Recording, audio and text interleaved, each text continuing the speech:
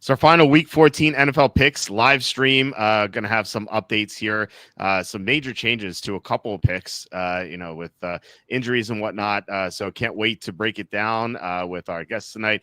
Before we begin, please hit like, subscribe, comment below, share this video. Visit the link in the description for the merch store. As always, something for the merch store. It is September is Lust Month. So every sin has a month. September is Lust Month. You can get that shirt as well as everything else at the merch store. 20% off sale right now. You can change the colors of the shirts. You can get long sleeve hoodie, women's tank top, and infant onesie if you want. We have mugs as well. We have our famous apron. We have our Battle of the Horses baseball cap. You can get everything here. You can go to Amazon, buy my books. The most recent one is Jerks to the College Years, where I made fun of people. That's it. I just made fun of people at Penn State. It was a lot of fun to write. I think you guys have a lot of fun reading it. My first book was The Safety and the Field Goal, which was a top 5 topic book about the NFL. Mostly serious stuff, but some fun stuff too. Some fun stories that most people haven't heard of if you haven't read this book. Also, please consider super chats and super stickers. That's the best way to support the show. Can't say that enough. I mean, you guys help us out so much. We had Kevin Kovac giving us $12, I believe, in super chats yesterday. Before that, the night before, Anthony Robinson, or was it Anthony Jackson? I think it was Anthony Jackson, gave us $7 in super chats. And then last week we had Slew and John Sanders helping us out as well. You guys are so awesome. This really keeps the show going. Once again, I just repeat it. I can't say that enough because YouTube ads pay nothing. So you guys are awesome. So thank you so much. All right. We are joined tonight once again by Tom Quacky T. Tom, how's it going? How's your week 13? Oh, Walter, here we are again. Hello to you and hello to everyone out there in the Walter football family.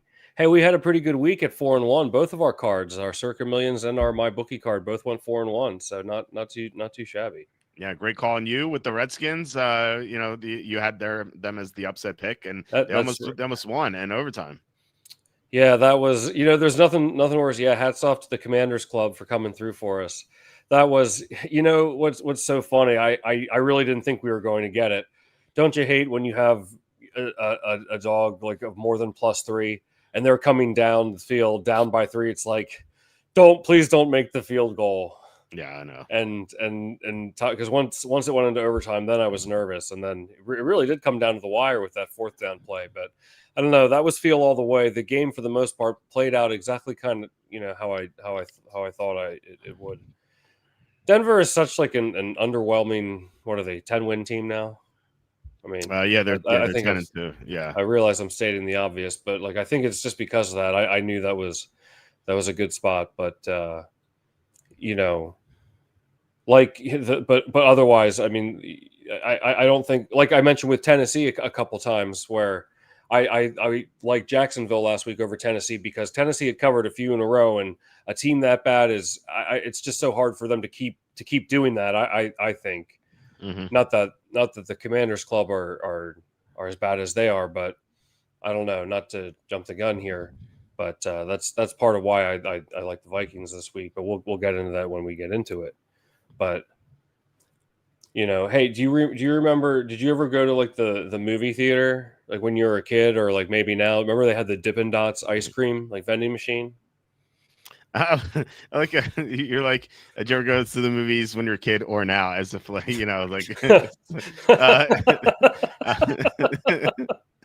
well, no, because I remember distinctly at the movies as a kid, but I go to the movies now sometimes, but I don't remember. I'm not sure if I recall seeing them now. The Dippin' Dots ice cream. I never got ice cream at the movie theater. I've gotten like everything else. I've gotten like nachos and hot dogs. Icy's my go-to usually. Candy, of course. I like gummy bears. But I like popcorn a little bit. Not like a super big fan of it. I don't like buttered popcorn. I hate buttered popcorn. Actually, I was on a date with a girl once, and we're at the movies. I got popcorn, and like she goes to like the butter thing, and she like keeps like pushing, and like I'm like, dude, this is like all butter, like it's like, like Oh, it's disgusting. it like bleeds through Yeah. the freaking thing on your jeans and whatnot. It's horrible. It's horrible. I never took her out again. Yeah.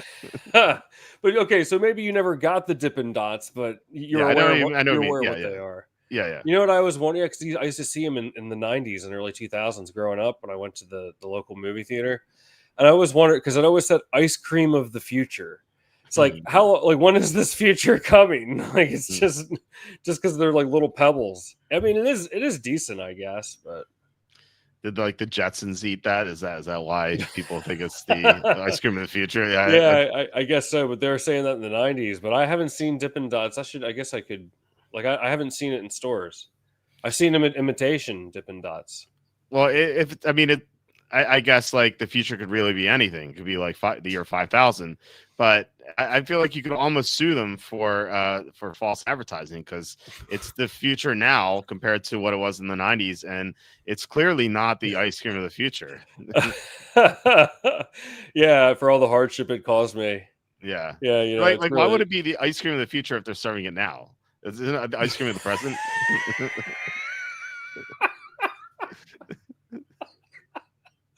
It's yeah, wait, I guess that's true. Maybe just because it's one of a kind. I don't know. Did they like travel to the future and get it? And is that why? And then he came back to the present. Is that why? Like, this would not exist if we didn't have this time machine. It's like the ghost of ice cream's past. And... I don't know why that never even occurred to me. Yeah, because it's just like, I guess the whole slogan like never made sense to me, like in the first place. So that furthers the.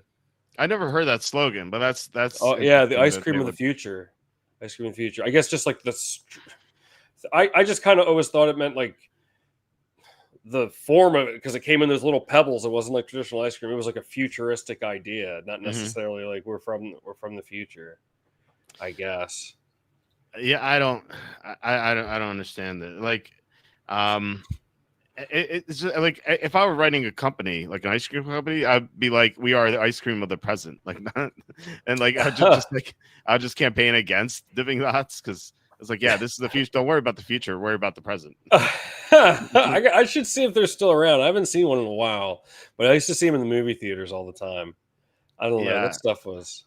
Well, you know me, I don't really go to the movies too much these days. Last time I went, I said on the last show, last time I went was to see Weapons for my birthday. So my wife took me to see Weapons, but we don't. I mean, with two kids that are under 4, like, we don't get to go to the movies. We used to go a lot more. We like maybe like once a month, maybe. We just stopped like going out. In fact, like, my wife is going out to dinner with my cousin tomorrow. And she's like, yeah, we're going to Olive Garden. I'm like, oh, I'm so jealous. And she's like, you are? And like, I'm like, yeah. Well, first of all, I like Olive Garden, but like, second, I'm like, I don't really get to go to restaurants that often, unless we're bringing the kids. We're going to like Red Robin because the first Wednesday of each month they have Kids Eat Free, or Chick-fil-A because every Monday Kids Eat Free. We're like in this economy looking for deals. Just like to sit down and relax and have a meal. That's like foreign to me right now, So I don't so yeah, I'm jealous that you're going to restaurant. So I swore off movie theaters for a real long time, like a decade. I didn't want to go, and then I don't know what changed, and I started going. I wouldn't say I go regularly, but I go regularly enough. So back in wait, what's that? I know it changed. What? You got free tickets for donating blood. That too. I got a couple saved up still. Right. I was going to ask you if you went. Yeah, no, not yet. Okay. I haven't even looked. But but I started going over the last few years, and in the summer of 2023. So, geez, 2.5 years ago already. Holy cow, man! Time's going by quickly. Yeah. But they did a 30th anniversary, screening in the theaters of the original Jurassic Park, one of my favorite movies of all time, and a movie that still, to a very large extent, like, withstands the test of time. But anyhow, like, so I went by myself. I don't care. And like, I went, like, I got popcorn and a soda, and I'm like walking through, like, carrying everything. And as I walk through to like they scanned my ticket. They're like, "Do you want like this free Jurassic Park poster that we're giving out to everyone who goes to see the movie?" I was like, "Yeah." So then like I was kind of like holding it so like the poster was flapped down saying Jurassic Park as I was like waddling forward with my popcorn and drink, like, "Oh, here I go to do the dinosaur movie, Mom," like. But I had a good time, man. It was good to see it. And then just last year, I like to go to these re-screenings. It was the 30th anniversary of The Nightmare Before Christmas. I saw that in the theater. That was great. That was great too. So, and then earlier this year, I saw my favorite movie of all time, Seven, with Brad Pitt and Morgan Freeman. That came out in 1995. And they rescreened it. I never saw it in theaters because I wasn't, old enough to get into an R-rated movie when it came out. Right. So it was so cool to see it in the theater. Actually, that's my favorite movie of all time. Okay. So, yeah. But, I never like really gone to any re-screenings. I think maybe the only one was the Star Wars Episode 4 with went with my mom when it was like 98 or something, 97, like when they put it out in the theater again. But I generally don't go to those re-screenings. I'm like, I've seen the movie a million times. I don't know. Like, I feel like I don't need to go. I can see the appeal though. I just haven't, like, I haven't done that. Yeah, no, I get that. And I don't know. I did enjoy it. And maybe a few years ago, I probably wouldn't want to go. And I've become more of a homebody, so I'm glad I'm getting out a little bit. But no, it was really cool. And those are some of my Jurassic Park, The Nightmare Before Christmas. Those are and Seven. Those are three of my all-time favorites. So I thought that I saw that they were going to do Back to the Future somewhere nearby, which I would also go see. But guess what?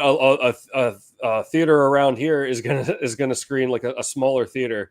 It's gonna screen Ernest Saves Christmas. Oh, boy. You remember Ernest P. Worrell?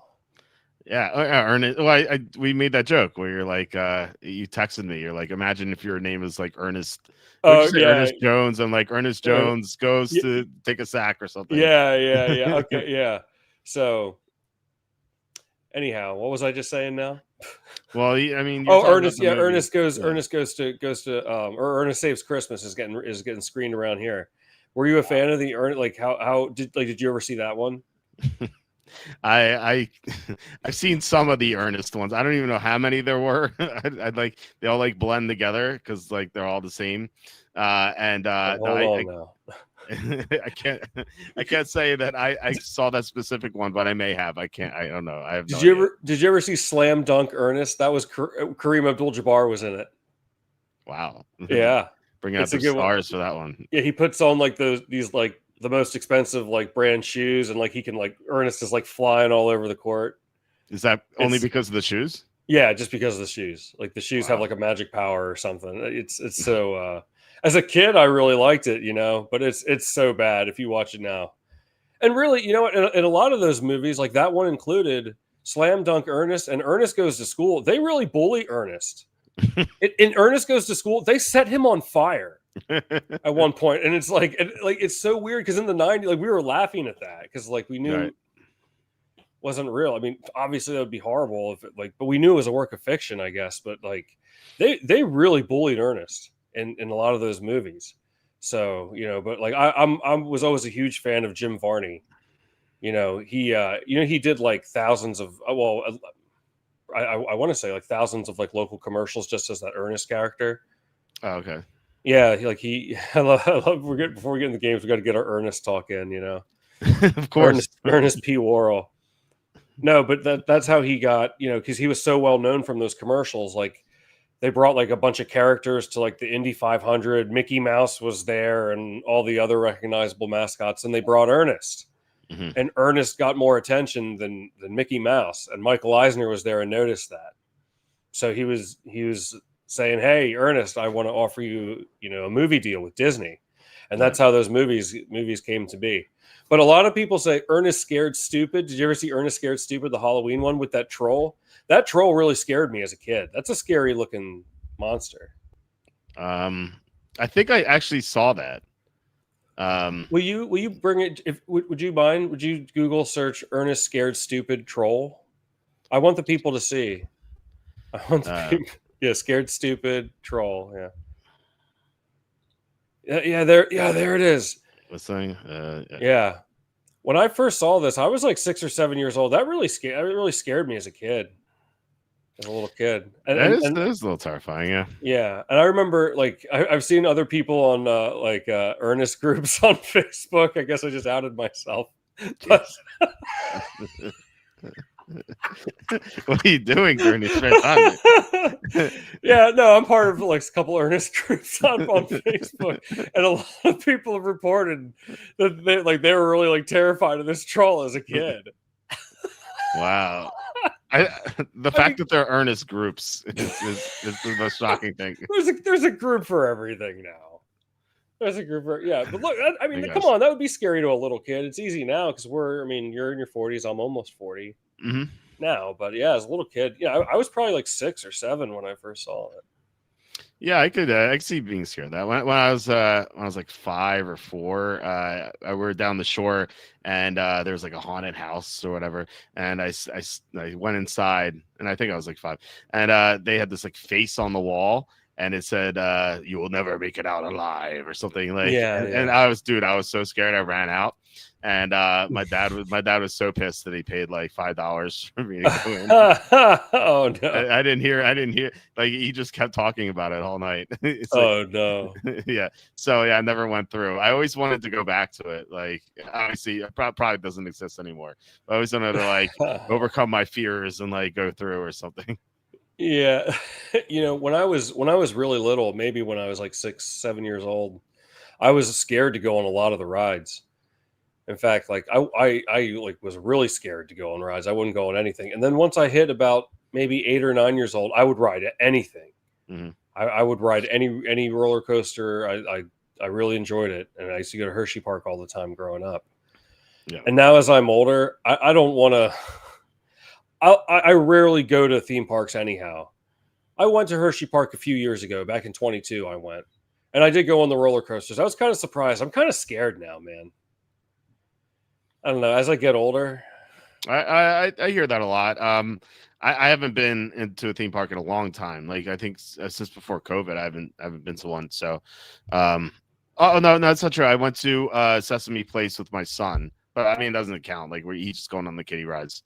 Um, outside of that, no. And we did go to Sahara Sam's, which is an indoor water park. But again, like I wasn't going down the big slides. I was like following my son, who's just running around like a maniac, going down like the kid slides all the time. So yeah. So that's the extent of it. I imagine when my kids are old enough, and my son was like devastated because like the big slide is like you have to be this tall, and like he was not quite there, and he's like wanted to go. I'm like, you're not big enough. I'm like I'm like, I'll promise we'll come back when you're big enough. But not yet. So he was pretty upset about that. But they're real quick. So at Sahara Sam's after the water park, it was his friend's birthday. This girl Winter. I actually wrote about this in Jerks of the Week. It'll be coming out soon. There was they have like an arcade there as well. And after the swimming part was over, the mom she gave me like a free card, like one of those game cards. It was like $5 on it. So we went in. And my son goes to like the obviously the crane machine because like you see all those things, and there's like these balls inside, and it's like just like toy balls you throw around, and so he's like, Daddy, win this. I'm like, no, it's all a scam. And he's like, no, Daddy, do it. I'm like, okay, fine. And so I put it in, and it's like $5. It's like this crane machine's $5. So so I do it, and I can't believe it. I won one of those balls. And it came out, and so I got it, and I'm so proud, right? And like I like walk around with this ball, like, oh, look at me. And so there's one of the other moms there. I was talking to her the entire time because she's like the only other parent there that wasn't parents of the the birthday girl. So I was like, look at this, like I won. I look at this big deal I am, and she takes out the other ball. She's like, oh, I won one too. I'm like, oh. And apparently everyone had one. It was like the easiest. That's why it's $5. It's like an instant win. Like it was impossible not to win it. It's like every time a winner one sort of game. Yeah. I was so happy. I was like, I can't believe I won the claw machine, and then everyone won. Well, hey, did you see? Because I don't know that you saw. I posted on Twitter last Sunday during the game with the Broncos and the Commanders Club. I won the crane game, and I made a video of it. I tagged you in it. I made a video of it. I won, and what a fitting prize! It was a rubber duck. But I even said, I was like, look, right. Walter, like he said, you can't win. I actually won. I may only have proof of one, but I won 4 of them. I refuse to believe it, and I think it was AI. The AI video. Okay, well, next time I come up, we're gonna have to go to the arcade. Okay. We have to go to Styleworks, and now we have to go to arcade. So we'll make a huge day out of it. That's right. Well, you want to know something? It's funny because the first time I played it, I won a duck, and I was like, "Oh!" I looked at the machine and thought, "Is this one of those just like you described, one of those every time a winner or play until you lose or something?" Yeah. But it wasn't, and I got, I think 3 out of 4. I think I won 3 or 4, like 3 out of 4, or maybe 4 out of 6. I won. I couldn't believe it. So I was doing all right. It's more impressive than going 4-1 in the contest, winning that many times the grain machine. That's how good the fortune's been for us this year, you know. Yeah, I guess Except not that much, but yeah, a little bit. We have some comments here. Good evening with Rome. Adunze's foot injury. Is DJ Moore worth a stash on the bench? We don't know how long he's gonna be out. I don't know, maybe a week or two. I guess and you're talking about dropping Addison. I think I'd rather have more than Addison at this point. The Vikings quarterbacks are just so bad, but then again, they haven't played a bad defense yet. So we could see Addison's best game for a while this week, but given Odunze's out, I think Moore is the way to go. Patch says never betting NBA again. So rigged. Bet Anthony Davis and Desmond Bain tonight. Bain 2 for 16. Davis 3 points through 3 quarters. Sorry to hear about that, Patch. We actually had a good NBA night. I had 11 picks. I don't know if you saw that tweet. I was like, I'll capitalize 11 NBA bets for tonight because what happened was FanDuel, for some reason, during called it happy hour, they gave out 10, 20. They gave a 25% profit boost for NBA. For a max bet $50. So I just went nuts with it. And I actually went 8-3 in those. That's awesome. Yeah, with all plus money. Actually, there was one that was like minus 106, but the other ones were all plus money. So that was awesome. That's awesome. Yeah, for sure. Anthony Jackson, $5 super chat. Thank you so much, Anthony. Thanks, Anthony. Yeah, for sure. Anthony asking, I need your help. Cut one running back. Bijan Robinson. Cut him. I'm just kidding. Chase Brown, Bucky Irving, Quinshon Judkins. Need 2 receivers. You need 2 receivers to cut or to play. Michael Wilson, Emeka Buka, Franklin Vele. Well, with Marvin Harrison Jr. out, I think you have to go Wilson. And then, Baker Mayfield's going to be healthier this week. No Mike Evans still. I think I would go Ibuka if you need to play those 2 receivers. I assume you need to start 2 receivers, not cut 2 receivers. But you need to cut one running back. I guess it's Judkins because Robinson's way too good. Chase Brown has a great matchup against Buffalo. Bucky Irving, great matchup against the Saints. Not a great matchup. It's a solid matchup against the Saints. Quinshon Judkins also has a good matchup, but he is going to be missing 2 offensive linemen in front of him. You have Wyatt Teller and Jack Conklin out this week. So Judkins' blocking may not be as good. So I'd rather go with the first 3. So good luck, Anthony. Hope you win your fantasy league. So thank you so much for the $5 super chat again.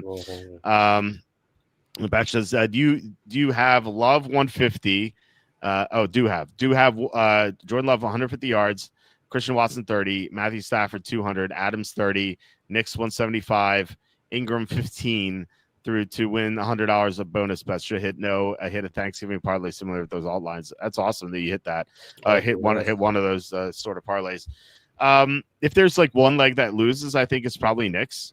I just don't believe in him. I know Tom disagrees, but Bo Nix is he's clutch, but if it's not like a clutch moment, he tends to really struggle and throws off his back foot a lot. I kind of want to see what he did in that first Broncos Raiders game because that was 10-7.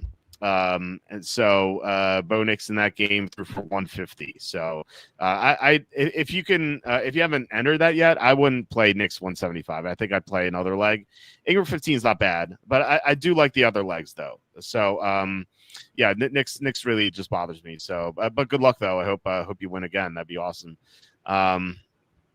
And then Patch says, well, I don't know if you're still watching Tim Cast. Tim is just awful and so emotional. He tends to get a little emotional. I don't mind Tim. It doesn't bother me too much, but he sometimes talks over the guests, but it's okay.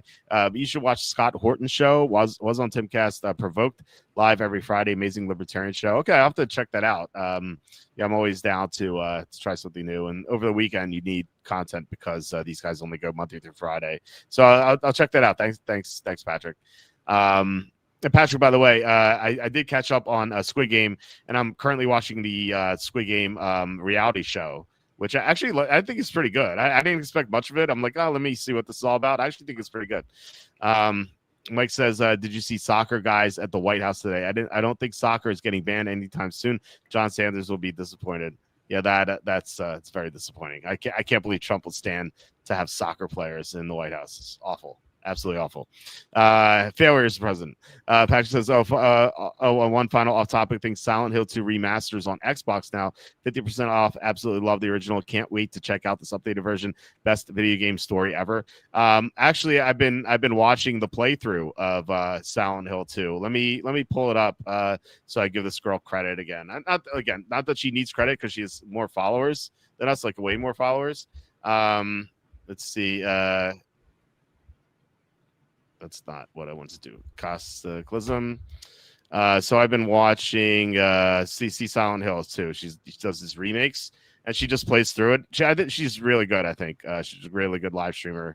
So yeah, I've been watching that. I just don't have time to play video games too much unless I'm playing with my son. He loves Resident Evil. He calls it like the zombie game. I actually beat Chris's game in Resident Evil 1, the remake, which is I think it's a great remake of Resident Evil 1. It was like back in 2004 they remade, or 2005. So we played through it. He got a kick out of it. Now we're playing Jill's version. So and then we're gonna go to Resident Evil 2 and 3. And then I haven't seen that, but check it out. Fiance and I've been watching the It show on HBO. Super good. It doesn't even care about the It movies like that. Okay.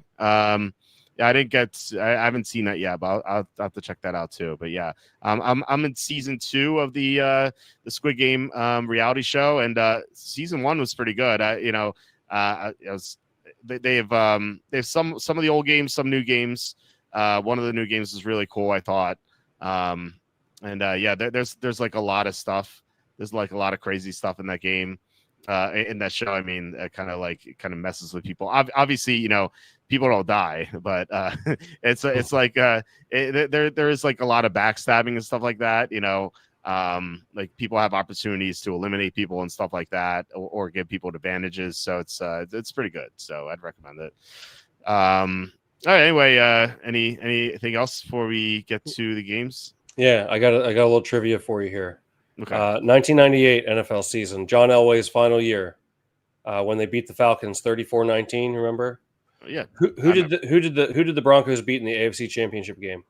Was it the Jets? Yeah, can you believe that? I forgot that was the Jets. Yeah, Vinny Testaverde, right? Yeah, Bill Parcells, Jets. Yeah. Was it Testaverde?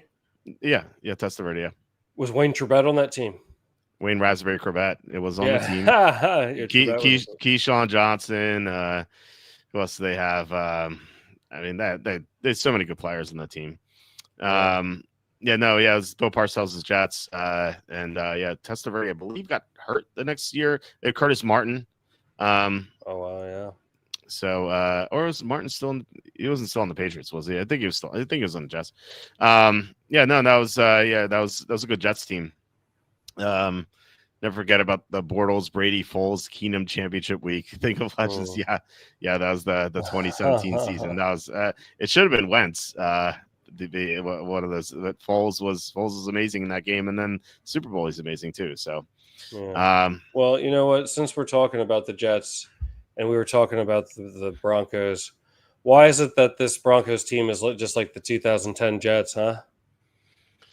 I mean, pretty much. You know the San Diego Superchargers song. You know the lyrics says, "Coming your way, we're gonna dazzle you with our play."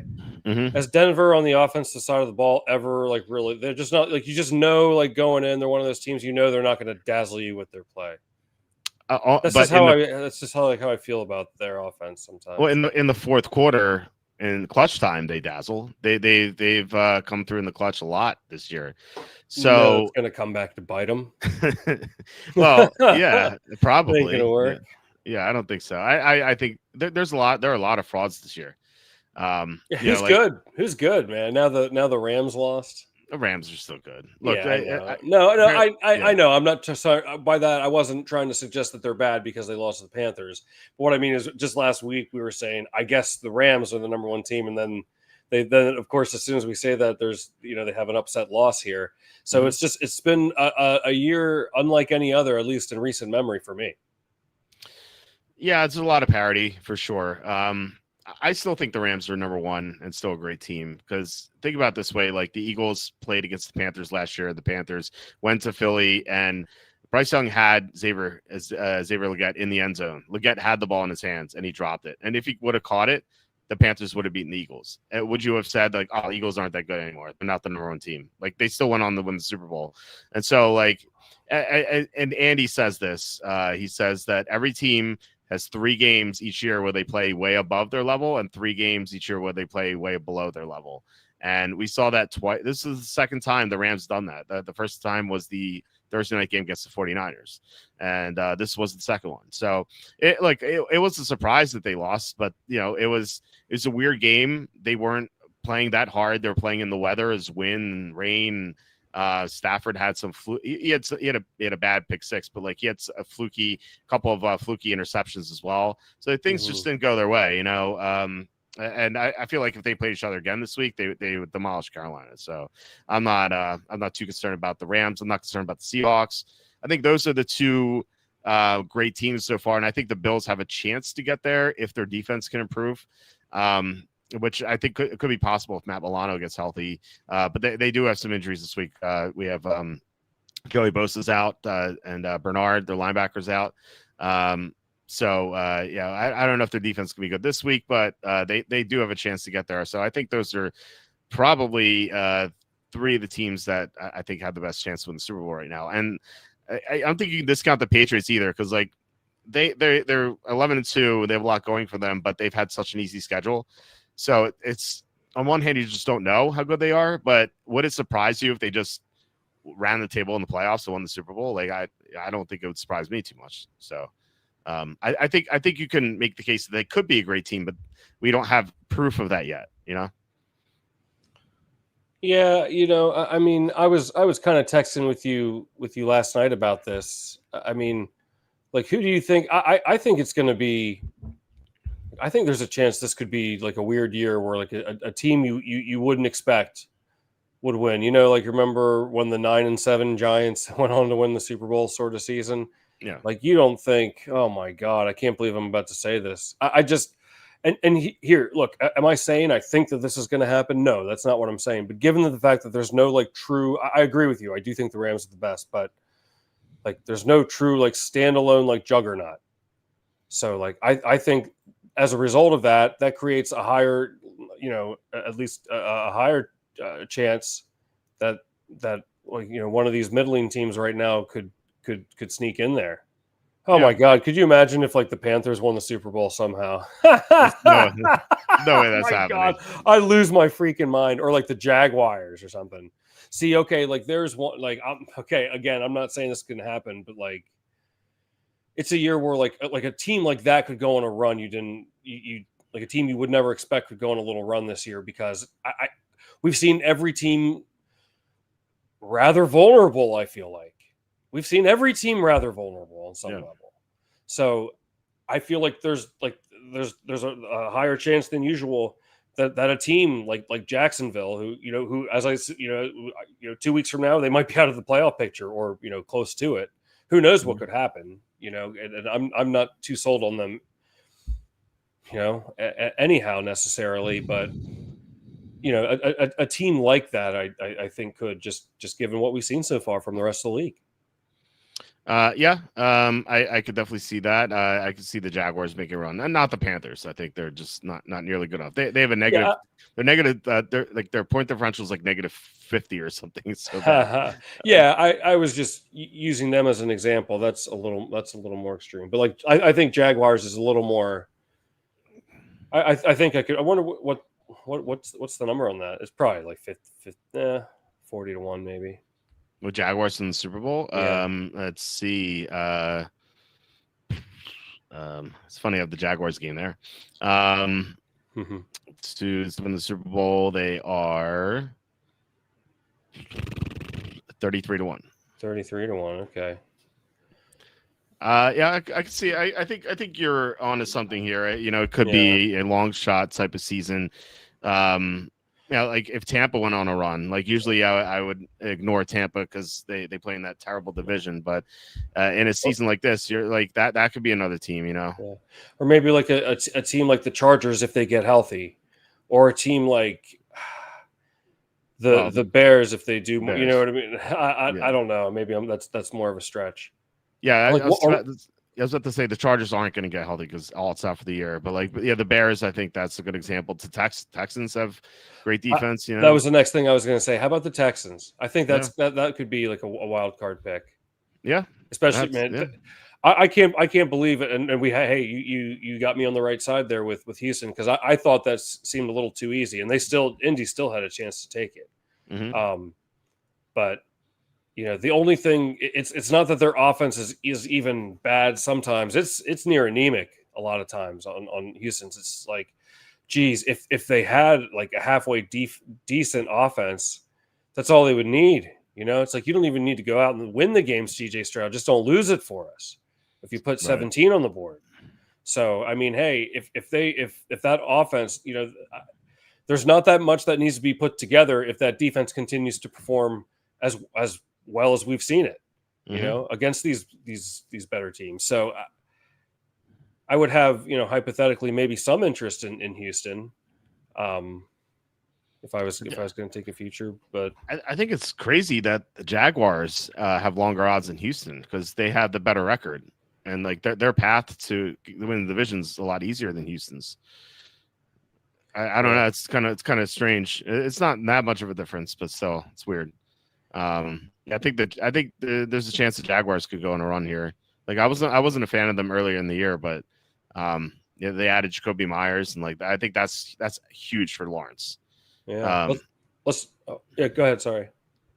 No, what do you say? Let's make an argument for another team. This is fun.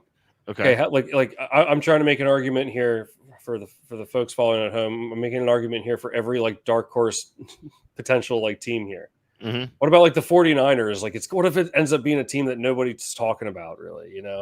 That's the feel that this year gives to me. So I'm just over here. These aren't real opinions, but they are so injured. Like they have so many injuries. Like and they're 9-4 somehow. That's crazy. Like I know they've had an easy schedule. It's still like an incredible coaching job by Shanahan. But it's pretty wild that they have 9 wins with all those injuries. Like they only had Nick Bosa for 2 games. Fred Warner has been out for a month and a half now or so. Brock Purdy's missed most of the season. Their number one receiver, Ricky Pearsall, has been missed most of the season. Like somehow McCaffrey's still healthy. Like he's the only one. Kittle missed like 2 months. Like how's this team 9-4? It's insane. Yeah. Well, they're resilient, Hey, sometimes that's all it takes. A little resiliency and a positive attitude, Walt. That's right. That's all you need. You gotta believe. You gotta believe, as Parappa the Rapper once said. Yeah. I just gotta believe. Yeah, that's right. Hey, I watched for those that tuned in last week too. I watched the garbage picking, field goal kicking Philadelphia phenomenon starring Tony Danza. Please. Did you get paid to watch it? No, no, I did not. I enjoy. Maybe I'll watch it again here. Wow. But no, it's so good. You should just have it on in the background at some point. The problem in having it on the background is like I just get distracted and I can't. I've said this before, but when I write stuff up, like writing analysis in the game or my picks or whatever, I can't have music that has words in it, because if I'm like the least bit tired, I'll start writing those words that I hear in the music. Oh So wow, that's interesting. yeah, so I have to have like music with no lyrics. So it'll like usually like video game music, which is usually my go-to. Yeah. Yeah. Oh, So, I've got some music for you. you do. Yeah, there's this group that I listen to. They're called Planetopia, and it's mostly like instrumental, like kind of relaxing stuff. Okay. Not like it's but like there's I mean some of they have like very minimal lyrics or none at all. Okay. So what are you're over there listening to aquatic ambience all day? I would admire that, you know. It's like one of my many tabs is Donkey Kong Country Tropical Freeze OST. So I mean that's in there because they redid it. But yeah, I don't listen to the same like track over and over again. I just usually like play an OST from like or like a remix. Like one of the things I have up here is where is it? It's Chrono Trigger Cyberpunk music. Oh wow. The boss music and that is so good. I listened to that like 10,000 yeah? rows. It's so good. Yeah, it's really good. I'm not. I have played Chrono Trigger, but I'm not. Not to the point that I recognize the music. Oh, okay, I think that's the argument for the best video game of all time, Chrono Trigger. Well, I was about to say I'd love to see someone like make a TV show out of it or a movie. TV show would probably be better. Like, I would love to if I had time. I don't have time. I said like I'd love to write the TV show script for like Final Fantasy VI. I'd love to do that. I think Chrono Trigger would be cooler because everyone knows Chrono Trigger because they played it or heard of it or it's so beloved. And I think if you like flesh out the characters and stuff like that, you could really make a great show out of it. I think that'd be awesome. I don't know why they haven't done that. I don't know why they haven't a sequel to it. That's crazy. you want to make a show out of Final Fantasy? I think that could be a hit, but I feel like there's so many characters. Like that's a big undertaking. The Game of Thrones have a lot of characters. Like I think they did well. No, I'm not saying it won't do well. I'm just saying that's a big undertaking for you. You're going to have a lot of acting to do. Acting? You think I can act for every character? Yeah.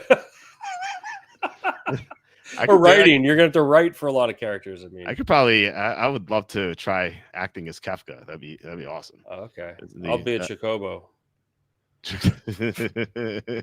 Or Chocobo for those. Chocobo is the way to say it, right? Oh, okay, Chocobo. You sure? No, Chocobo. No, Chrono Trigger. I think the show would be better.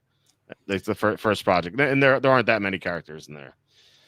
When I used to stream video games, I would stream Donkey Kong Country, and sometimes I would just leave the stream. Like I would go into the aquatic ambience level, and just chill. Like just have Donkey Kong like swim in there and just talk to the people in the stream for like 2 hours straight, and we all just enjoy the music. That's some of and people loved it. Yeah, that was anyone who likes video games or Nintendo, it's like I've never met anyone who knows of that aquatic ambience music from Donkey Kong Country, the first underwater level, and doesn't even dare I say doesn't love it. Like I've never met anyone that was like I don't like that. It's like everyone loves it. It's iconic video game music to me. Oh yeah, it's amazing. It's some of the best ever written, I think. I mean, David Weiss is awesome. Like that whole soundtrack is great. Oh, and then it got better. Like Donkey Kong Country 2, it didn't have aquatic ambience, but like I thought the whole of the entirety of that soundtrack was better than the first game. And then and he killed it with Tropical Freeze. Like that soundtrack is so good. Mm-hmm. It's amazing. And he remixed his own music. So like he has Aquatic Ambience remixed with another water level from another game, and it goes, I played it for you. It goes like back and forth between the two. Yeah. It's so well done. And then like whenever I criticize the Super Bowl halftime shows, like this music sucks, and people are like, "Who do you want instead?" I'm like, David Weiss. It's him in there. Play Aquatic Ambience during halftime. Do the whole like soundtrack, the whole Yeah. Donkey Kong Country. That'd be so much better in this. I love it. That's I'm anti every halftime show that ever existed. You never liked a single one, not even like Prince. No. It's just. Look, I respect Prince, and I am aware that like the Michael Jackson halftime show back when it was in the early 90s, maybe it was, or late 80s, is iconic too. I just don't personally, and look, I'm not making fun of anyone who enjoys them. I know, because I know a lot of people do. The halftime show never made a bit of sense to me. Yeah, I just don't understand it, and I understand that I'm in the minority. I'm not, and you know me, like I'm contrarian by nature. I'm not trying to, be like pretentious over here and say like, oh, like you're stupid if you like it. No, like I realize I'm the minority. I understand like what, I understand that a lot of people tune into it, obviously, but I don't know. I just never understood like why would anyone, they'll say like, oh, so many people tuned in for the halftime show. It's like, is that really that interesting to you? I don't know. Like it's just, and this coming from a former musician, and I performed a lot of halftime shows, and I hated it then. So here's the thing. It's because you're a football fan, and like the halftime show's not for football fans. It's for casuals who want to tune in. Yeah, that's what it's there for. It's a ratings grab. That's all it is. Like, oh well, of course I know that, but I just can't imagine like being someone like who doesn't like football and then being like, oh, like we got to tune in like that. Like I really want to watch that. Like I guess I just don't understand the intrigue of the halftime show. Like why? Like it's just. I mean, it's a Sunday night in February. It's in most of the country. It's too cold to do anything outside. There's nothing else on. You're gonna have some person who's not a football fan. They're gonna be like, oh, let me watch Super Bowl for the commercials and the halftime show. There's some people out there, mostly women. Some women are football fans, but mostly women who are like, oh, like who's halftime show? Let me watch commercials and halftime show. Like that's what they tune in for. That's it. And it's just to grab the casuals, not the football fans. No, and I know that like for the commercials, but I don't know like the halftime. Like it just like I always leave the room for the halftime show. I don't know why. I just never had a bit of interest in it. So, but I'm happy for the people that enjoy it. I'm not, I'm not putting anybody down. If you like it, that's super. It's probably going to be terrible. It's probably going to be terrible this year. Yeah. I won't be tuning in. I'll never know. So. Yeah. If they really wanted a ratings grab this year, they shouldn't have done Bad Bunny or whoever that is. Do Bad Bunny. I love Bad Bunny. I'm just. Sounds like a Looney Tunes character, like Bugs Bunny's evil twin brother or something. You know what I was thinking about? What were the? You were talking about. It was. I want to say the year was like 06, 07. Mm-hmm. And you were talking about the Packers, Green Bay's linebackers, and you said they have like Nick Brady Barnett Papinga. and Brady Papinga. Yeah. I can't remember what stat you gave me. Like, I'll give you a hint. It's the one that sounds like he's named after a Looney Tune. Brady Papinga. It rhymes with Topanga too. It almost rhymes. Yeah, that was so good. Like, I'll give you a hint. The guy that sounds like he's named after a Looney Tune. Dude, that was so long ago. That's almost 20 freaking years ago, man. I know. I actually had one of those like epiphanies today because my in-laws are buying us a new TV for Christmas. Oh, nice. And because the TV we currently have now, it like shuts on and off sometimes. So it's like it's probably just going to break soon. It's on its last legs. But I bought the TV as soon as I bought this house. This is 15 years ago. And at the time it's like a 56-inch TV. It's really nice. You've seen it before. And I was like, it's like, man, like that's 15 years. It's 15 years have gone by with this TV. And that's it. It's like, man, where'd the time go? 15 years with this TV. It's gone. That's funny you say that because earlier this year I had to get a new TV. And I had the one, 2025, and I got the one that I had before in 2011. Mm-hmm. So I had mine for 14 years. Yeah, just about as long. Yeah. Yeah, that's crazy. I was surprised because I always thought, isn't it funny? I thought maybe you thought the same thing. I was like, maybe this thing will just like last forever. Yeah. Yeah. Well, but I actually bought all 4 TVs in this house at the same time because that's when I moved in. I didn't have anything here. So the other 3 TVs are still fine. It's just because like that one got the most usage, I guess. That's why it's like breaking down. Like it's so annoying. It just shuts off. It goes on and off. It shuts on and off by itself. Like it's almost like there's a ghost in the house, like pressing the button. But like it doesn't stay off. Yeah, we actually have to unplug it for it to stay off. Because if you turn it off, it turns back on automatically. I don't know why. It's so weird. But anyway, weird. Yeah. So yeah, if we're watching stuff, it'll be like it'll turn off, and then it'll dun, dun, dun, dun, and then it'll turn on again. It's like, come on, like it's so annoying. That is really weird. Yeah, yeah. And if you're watching Netflix, you have to play again because like it'll shut off and it won't keep playing. If you're watching regular TV, it'll keep playing. But like Netflix, like you have to have the remote because you have to hit play again. It's so annoying. You have 2 televisions? You must be rich. He's just kidding with you, honey. Nobody has 2 television sets. Where's that from? From Back to the Future. Oh, okay. I remember they're like, "Do you have a television?" When he goes back to 1955, and Marty's like, "Yeah, we got 2 of them." And he's like, "2? You must be rich." And the mom goes, "He's just kidding with you, honey. Nobody has 2 television sets." What a great movie. That was a great movie. Yeah. I saw this meme that said if Back to the Future happened today, Marty would go back to 1995. That was scary. Oh, I know. That's scary. Oh. That's scary for me to tell you the Brady Papinga thing that you wrote like from the 06-07 season. Dude, that was 20 years ago. We're coming up on almost 2 decades since the undefeated Patriots season. Mm-hmm. That is frightening, man. Yeah.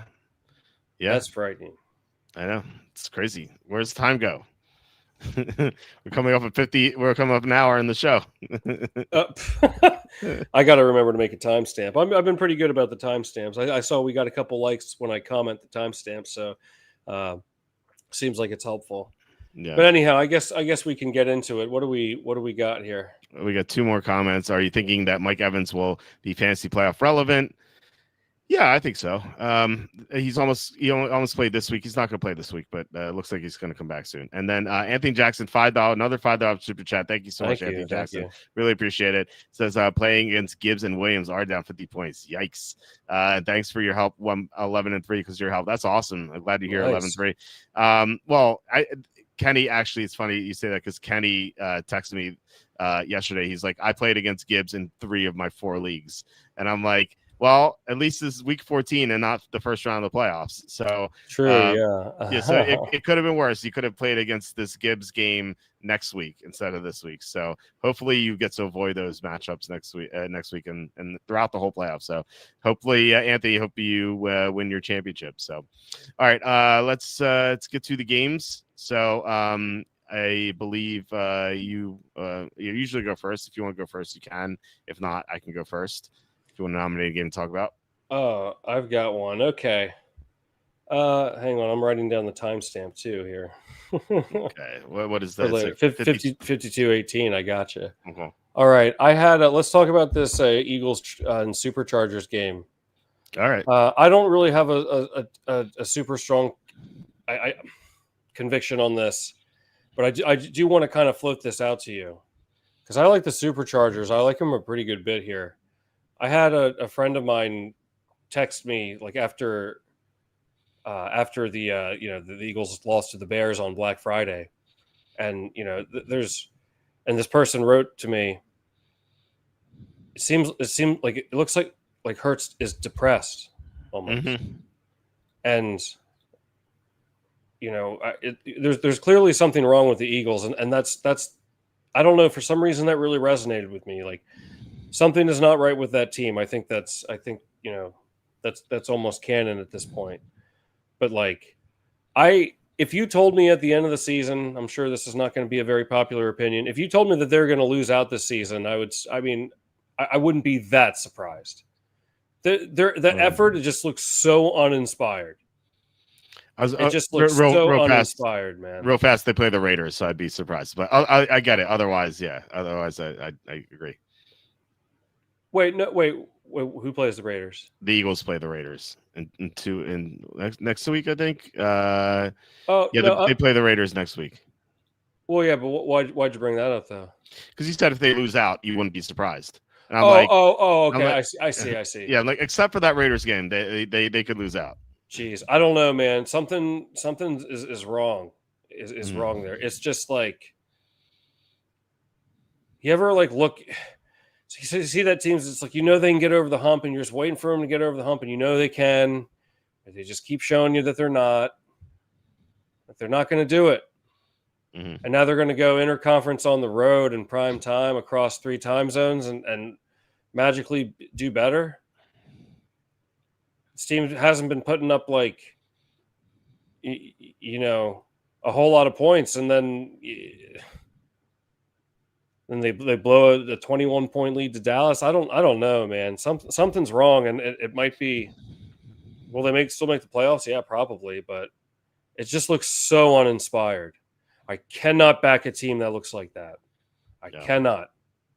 So I have some interest in the Chargers here. So I kind of want to hear your opinion and see if you had a strong pull either way. So, well, I think you could be right. I think they could completely fold except for that Raider game. But look, they beat the Lions and they beat the Packers. It's not like they just beat like bad teams and they have a bad record. Like they do have these wins. Yeah, and I'm not saying I think that will happen, but it wouldn't surprise me that much if it did. But go ahead. Right. So I think this is a good litmus test for this. So like if they come back here and bounce back well off, playing for pride after getting demolished like that Monday night or the Black Friday and do well Monday night, then we can be more confident with them down the road. But if they come out flat here, like that would speak volumes to me, like just because the way they were embarrassed on Friday. So I don't quite know what to expect. Like I feel like you could be right, and they could fold like they did in 2023. And there is something wrong with Hurts. Like he's not running as much. Like he looks like he's going through the motions. Maybe he was AJ Brown just weighing on him, and like ironically, Brown was the only Eagle player who played well. Right. Yeah, so weird. Lane Johnson continues to be out, so their blocking is not as good. Jalen Carter's out. It's a big deal for the defense. A couple of things with the Chargers. The one, there's like a positive and a negative. I'd say that the negative, obviously, their offensive line is in shambles. They lost to the Jaguars 35-6 a few weeks ago. It's hard to like really trust this team. But the positive is that this is a West Coast game and it's at night and they're playing an East Coast team, which is usually a really good situation circadian rhythms wise. We saw that a couple of times 2 weeks ago. We saw both the Rams and the Niners beat the Buccaneers and Panthers respectively and cover in the situations. Like the night games on the West Coast against the East Coast teams are such a big advantage for these West Coast teams. Like way more so than the West Coast going east at 1 o'clock. Like this is just a colossal advantage. Because most of these players in the Eagles will be going to bed like around halftime, so like they're gonna be sleepwalking through the second half. And also the line has dropped from 3 to 2.5. So it looks like sharp money on Chargers. So I actually had an argument with Evan on this last night where he liked the Eagles. And I'm like, I don't know. I really don't know about this. Like I could see the Eagles rallying, but at the same time, this doesn't feel like the same team as last year, like not at all. And it wouldn't surprise me at all if they just folded, like you said. So if anything, I could see the Chargers taking this. And what is this in the contest? It's 2.5 in the contest, but it's 2.5 in real life. I was hoping for like 3 in the contest and to get a good number, but I don't know.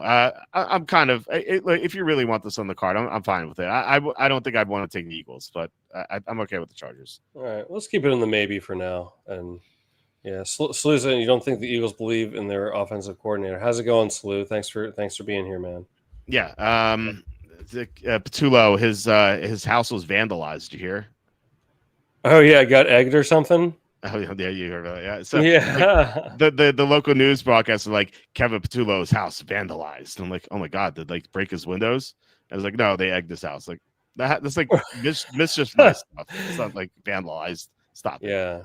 it. Yeah, you know, and I bet you wouldn't like it if someone egged your house, Walt. So no, but I know when you hear my house got vandalized, egged. you think it's It's not vandalized though. I wouldn't like it, but it's I wouldn't say it's vandalized.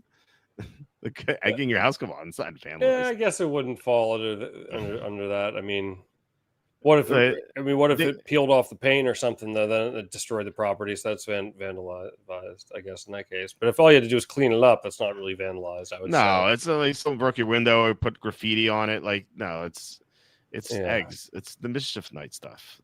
Yeah. Not vandalization. The mischief night. Yeah. Oh, geez. So I don't know. This Eagles team looks so uninspired. We can put Chargers on the maybe. Not that I'm necessarily in love with this Chargers team, but Eagles look so uninspired. Like they just don't want to be there. I don't know. So I don't. They haven't shown me anything that leads me to believe that anything's going to change. So No. No. This is like buying a team, or selling low on a team, I guess. Wouldn't really want to do that. Like I said, I really want to see how they come out in this game. Like if they're flat again, we know that they can be a good fade team down the stretch. But this one, I just don't know. And plus the Charger tackle situation is just so like devastating for that team. Let's talk about the other LA team, the Rams at the Cardinals. This line moved up to 8.5, which is a good sign, right? You always want to see the line go in your favor. It's 8.5 in the contest as well. So this is another team that had a rough game last week where they lost as favorites. And I don't know about you, but I fully expect the Rams to bounce back rather than the Eagles. The Rams are a hungry team. They're not coming off a Super Bowl win. If the Rams are the team to beat this year, if they're the number one team for sure, then they'll do what the Eagles did last year when they were coming off a loss late in the year. The Eagles lost to the Redskins. Remember when Devontae Smith dropped that pass? And then the next week they played Dallas and they absolutely smoked Dallas. It wasn't even close. Same thing here. Divisional matchup, backup quarterback, same as with Dallas last year when they had Cooper Rush. I just feel like the Rams are just so much better than the Cardinals. And if they are as focused as I think they will be, then this game won't be competitive. And this is the dream. Like this is spot and matchups in their favor. The Rams far better. Their defense against Jacoby Brissett has played well, but remember when he played against Seattle, like he just was a mess in that game. And it's a similar defense. So I don't think Arizona's offense is going to do much, especially with no running game.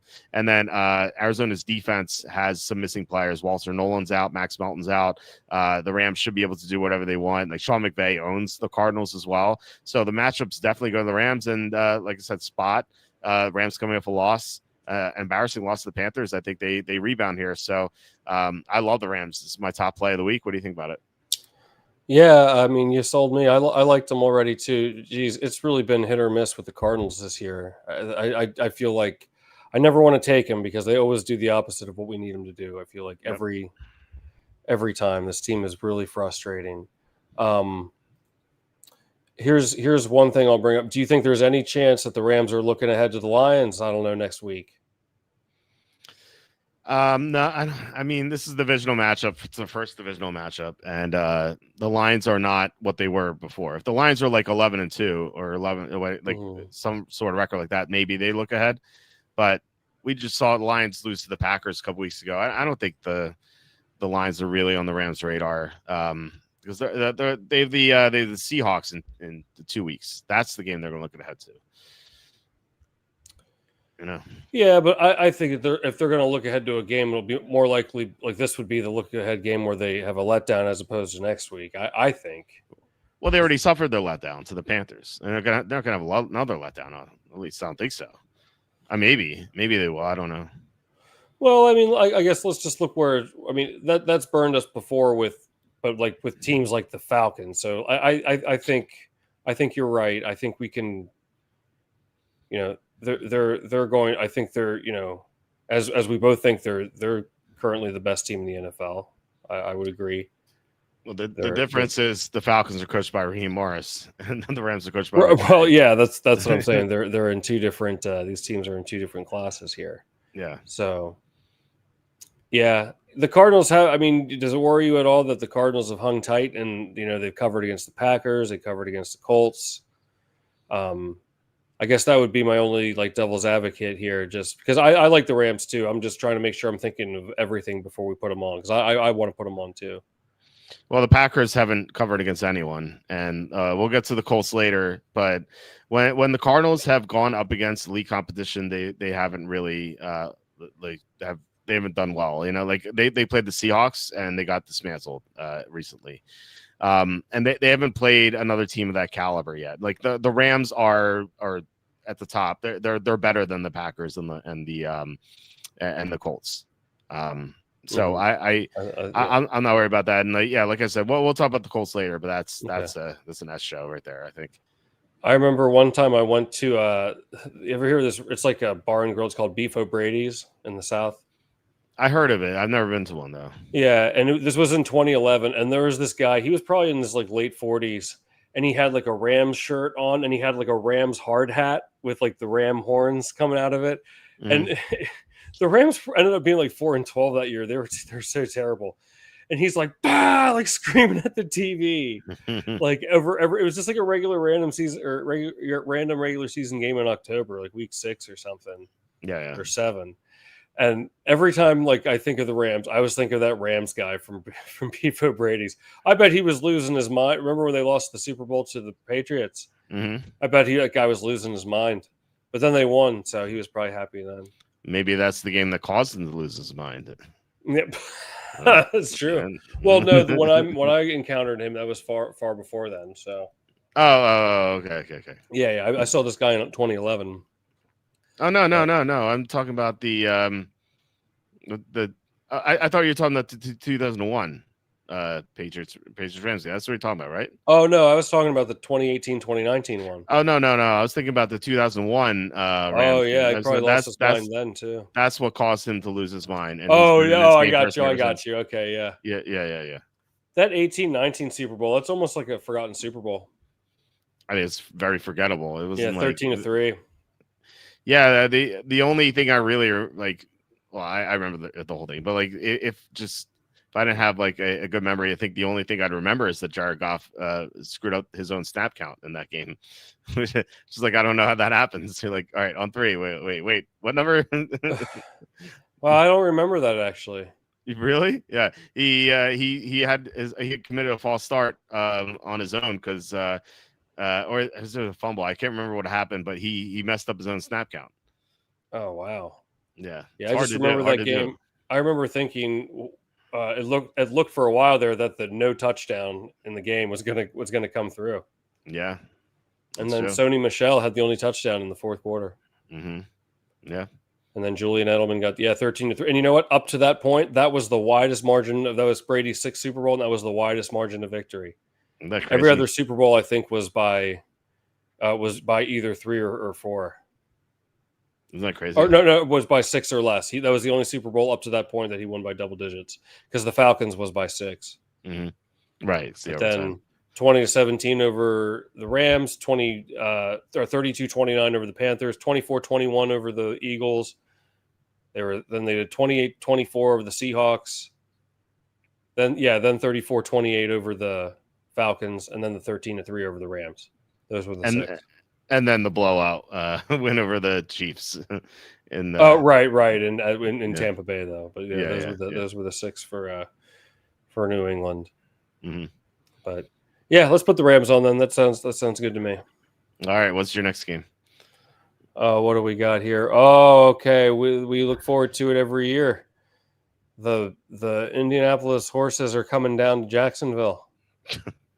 Well, we definitely look forward to it. As we've had some memorable games here for sure. Oh yeah, I remember that was a big the fact that of course the year the Jacksonville went 1-15 the year before they got the number 1 pick and took Trevor Lawrence. They won the first game of the year, and it was against the Colts in Jacksonville. First game they started out 1-0 and lost 15 straight. I remember. So anyhow, I remember this very vividly. The Colts have not won in Jacksonville, I think, since 2014. That's I right. remember I made a pick. This was a pick that we came up with on our super contest card in 2022. Is the Colts plus 5.5 against the Chiefs, and they ended up winning outright in a really crazy game.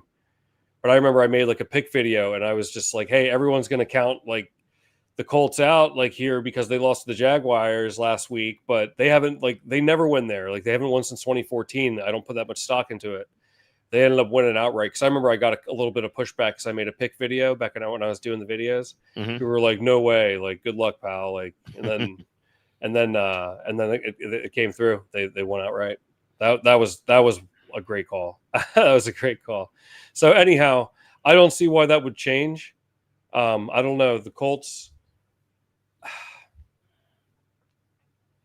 I don't know. I feel like they're, especially with Daniel Jones being, he certainly doesn't look as mobile now. Yeah. Do you think that line is like really inviting you to take the Jaguars though? Me, yes, but the public, no. I mean, it's 50-50, the public betting here. How, it's funny because I was thinking about like Vegas has to know that obviously, you think they don't know that the Colts haven't won there in 10 years sort of thing. Like that information is definitely out there too, like a good amount of people. But I mean, so they might be like, oh, like that's part of it. But hey, like it's 10 times in a row. Like you could have said the same thing after the 4th, 5th, 6th, 7th, and 8th time. You know what I mean? So and the Jaguars have still covered these games. I would assume that in almost all of those, they've got to be like 8-2 against the spread at least. I would guess if they had to win, I would feel like they were probably underdogs in most of them, wouldn't you think? Well, why not look it up? Because you think you can find that? Oh, I can find it easily.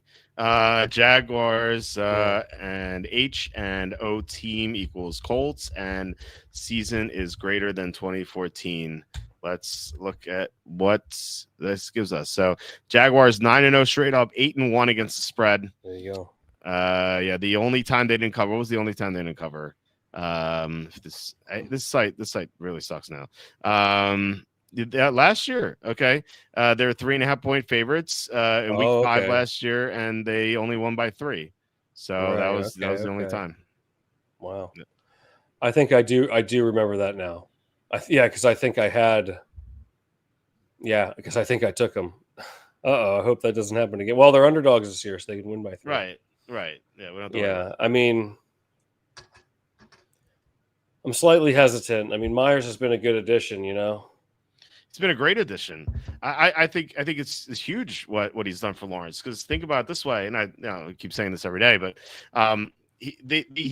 Lawrence hasn't had a professional type receiver, and I don't think ever in his career. Like Brian Thomas is a great athlete, but he drops everything. Travis Hunter, great athlete, but he didn't know where to line up this year. He committed so many false starts and delayed game penalties because he was like lined up in the wrong place. Before that, they have Calvin Ridley, who's a menace in the locker room, drop passes. Christian Kirk, always injured. Strange. I like Strange. Well, yeah, it's a tight end. I'm just saying. Right, fair, yeah. Yeah. I like Strange too. But receiver wise, like Jacoby Myers is the most professional receiver Lawrence has ever had by far.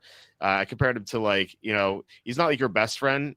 Your best friend would be like the elite receiver who's awesome, but like he's like your rock solid friend who you can rely on, who's gonna if you need a move, he's gonna be there for you. And like that. That's something that Lawrence has never had in his professional career, and now he has that in Myers. I think people are kind of underselling what Myers does, that because he's not like this crazy athlete who's gonna get 130 yards and 2 touchdowns every game.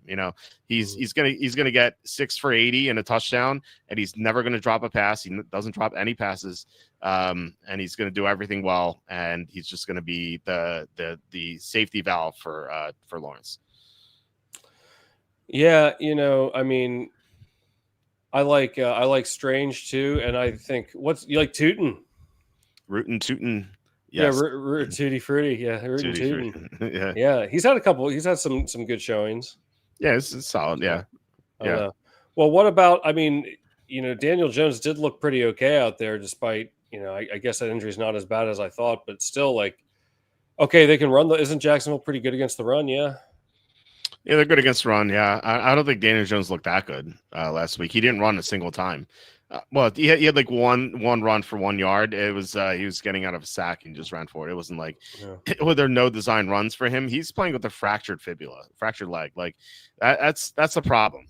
He's a guy who relies on his running, and so if he can't run, then he's just gonna be a sitting duck in the pocket. The Jaguars get after the quarterback very well.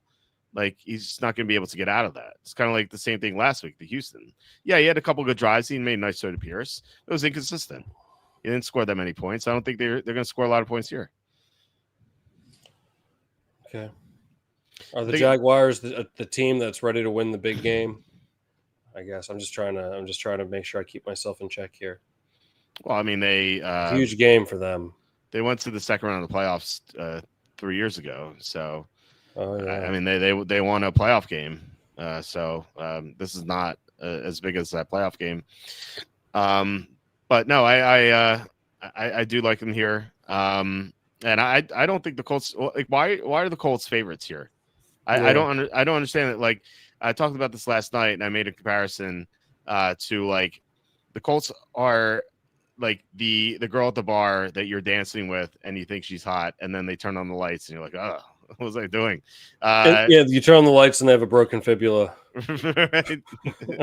Exactly. But no, they seriously, like the last good win they've had was against the Titans in October, and just think about it. I mean, I'm going to put their results on the screen here, and you're gonna be like, wait, it's true. Cold schedule. Could just go close scores. All right, so the Titans 30-14, right? Everyone beats the Titans. Steelers, they lose at Pittsburgh. Ugly game, 27-20. And we've seen how bad the Steelers have been. They went to overtime against the Falcons. And at the time, we were like, oh, Falcons play well. No, the Colts did not play well. They had a lead against the Chiefs, but that was the Chiefs making a lot of mistakes, and Chiefs came back. And I think Daniel Jones suffered this fractured fibula in the fourth quarter, and the Chiefs had to come back. But the Chiefs went on to lose to Dallas, right? And then they lose to the Texans 2016. So they have not played a good game since they haven't had a good win since October 26th against the Titans. It's almost 2 months. You know, and like why are they favored here in a place they never win against a team that is better now because of Myers, and I think these teams are even anyway. Like, I don't understand this. I think the Jaguars should be favored. I love Jacksonville here. All right, let's put them on. All right, I already put them on. So, yeah, because as soon as you're talking up Jacksonville, I'm like, yeah, we're gonna agree on this. Oh so, yeah. Well, that is, I mean, that's my other big play, the Rams and the Jaguars. For me, there's it's a 4-unit play, and it's on the Ravens. The Ravens are 6-point favorites against the Steelers. This Steelers team is so bad. They're such garbage. I just talked about how they beat the Colts, and it's like, oh, Steelers look good. No, it's like the Colts aren't that good either. This is, I've mentioned it like this 3 times already, but I don't know if you've heard it. I don't know if you heard the stat. Aaron Rodgers last week didn't complete a pass over the line of scrimmage until the third quarter. That's so bad. Like he's not healthy. He was already not playing well. Like he was like trying not to get hit. You know, he's releasing passes quickly, and now he's dealing with this fractured hand. He aggravated it last week, and the Steelers were awful after that. They can't block. Their left tackle's out. They have nothing downfield. There's no receiving. Like they had Pickens. Like they think they could use him right now, even though he was awful Thursday night. But still, they could use someone like him. The defense just allowed the most rushing yards in any game in franchise history, and now they get Derrick Henry coming in. Lamar Jackson has had 9 days off. He should be better. And the Ravens are coming off a loss too against the Bengals. Embarrassing loss. They lost by 18. And if I hear someone say, "Oh, these games are always close," like one more time, I'm gonna lose it, because it's true in Pittsburgh, but in Baltimore, whenever Lamar Jackson has played, the Ravens, except for one occasion, they've won by double digits every single time against the Steelers. So I love Baltimore here. What are your thoughts? Yeah, I like them for the same reasons, and I like the number we're getting on the circuit, 5.5. It's so funny as a lifelong Packers fan. Of course, I've been a fan of Aaron Rodgers for for a long time. And it's like, and of course, I understand that he's injured too right now, but it's like this is just like become like a tired old joke at this point. Like this with like trying to make something happen. He gets injured on the Jets, comes back for a year, waiting for him to show up, and he's just getting old. Yeah, it's just over. It's not gonna nothing's gonna happen. And again, I know he's injured, so it's even less likely. But I think we're kind of like, wait, well, like maybe he will have like a good game. It's why. What makes they can't? Well, I will say Gainwell has actually had some flashes. Gainwell's probably been maybe one of the better parts of the offense in some of their games. Yeah, but they have like DK Metcalf. I mean, who else? Like Calvin Austin is probably their next best receiver. I mean, I guess, yeah, you know what I mean. The run game, I think they're ranked very low in the league in run game. It's just, and they've looked. I've seen it like second half against the Packers, and how about that game against the Chargers, where it's like there's no hope in them moving the ball. Yeah, so it's not going to happen. And like what's going to make us? What makes us think that that's going to change? Nothing. So even though the Ravens haven't looked impressive lately. There's no way I can back the Steelers on either side of the ball. I think this could get ugly. So I'm good to put the Ravens on the card too if you like them. All right, let's do it. We have 3 definites so far, and it's your turn. 3 definites and a maybe. Okay, let's see what we got here. Which rhymes with 2 men and a baby. Yeah. Remember that? Is it 3 Men and a Baby, the movie where you can see the ghost of the kid? The ghost, I remember seeing the ghost. Yeah, I think it's just a cardboard cutout, but it is creepy. It is creepy if you don't know. It's just like they pan through it and but then it's not there on the next when they go back. It's not there anymore. Are you sure about that? Oh yeah, dude, I've seen it like a million times because that's all my friends used to talk about. We're like, oh, did you see the ghost? So we pop it in, like go back. Yeah. Hey, I got an interesting one for you. Okay. And I don't by any means love this one. What do we think about the Jets, man? Let me tell you something. Yeah, of course, any team's going to be excited after a win, right? Mm-hmm. But the Jets, like they've been so bad this season, but obviously. But I really think it seems to me that like Aaron Glenn has that locker room. Like I think they really they have been playing better. They have been playing better. Yeah. And just to see like the pure excitement on their face. Yeah, of course they're going to be excited. They won the game no matter what. But like for a team that's what are they, like 3-9 now? Yeah, 3-9, yeah. Yeah, it's like I don't know. I noticed something there when I watched them walk off in that, that very interesting walk-off field goal there by Falk. But It was just like, I don't know. This team's not going to roll over. And even though the Dolphins won the first game, I don't think it was it was a lot closer than the score indicated, if I recall. Oh yeah. But I don't know. I've picked the Jets to cover on a couple of occasions this year. I feel like I've read them pretty well. I really liked them against the Bengals. I almost took the money line against the Bengals, but I've read them pretty well here. I like them a good bit. I think I like him a good bit. I mean, I don't know what do you think, but I want to make sure I kind of check, go through this with a fine-tooth comb and make sure I'm not forgetting to consider anything. Well, I mean, something that you didn't mention, which also helps the Jets, is that Tua Tagovailoa does not play well in cold weather. He's 0-8 when the weather is 45 degrees or colder.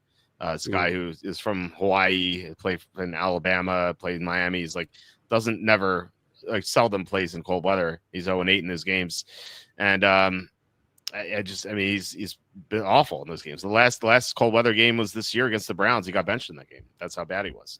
Now I know the Browns defense is much better than the Jets defense, but still, the Browns were favored in that game. Like the Dolphins were getting points. So here they're favored by 3 on the road. Like why? Why are they favored by 3? It doesn't make any sense to me. I mean, I get why they are, because for the public, because they won 4 in a row, and people think maybe the Dolphins are okay. Like no, they should have lost to the Redskins. If the Redskins don't muff the punt at the end. Like the Redskins win that game.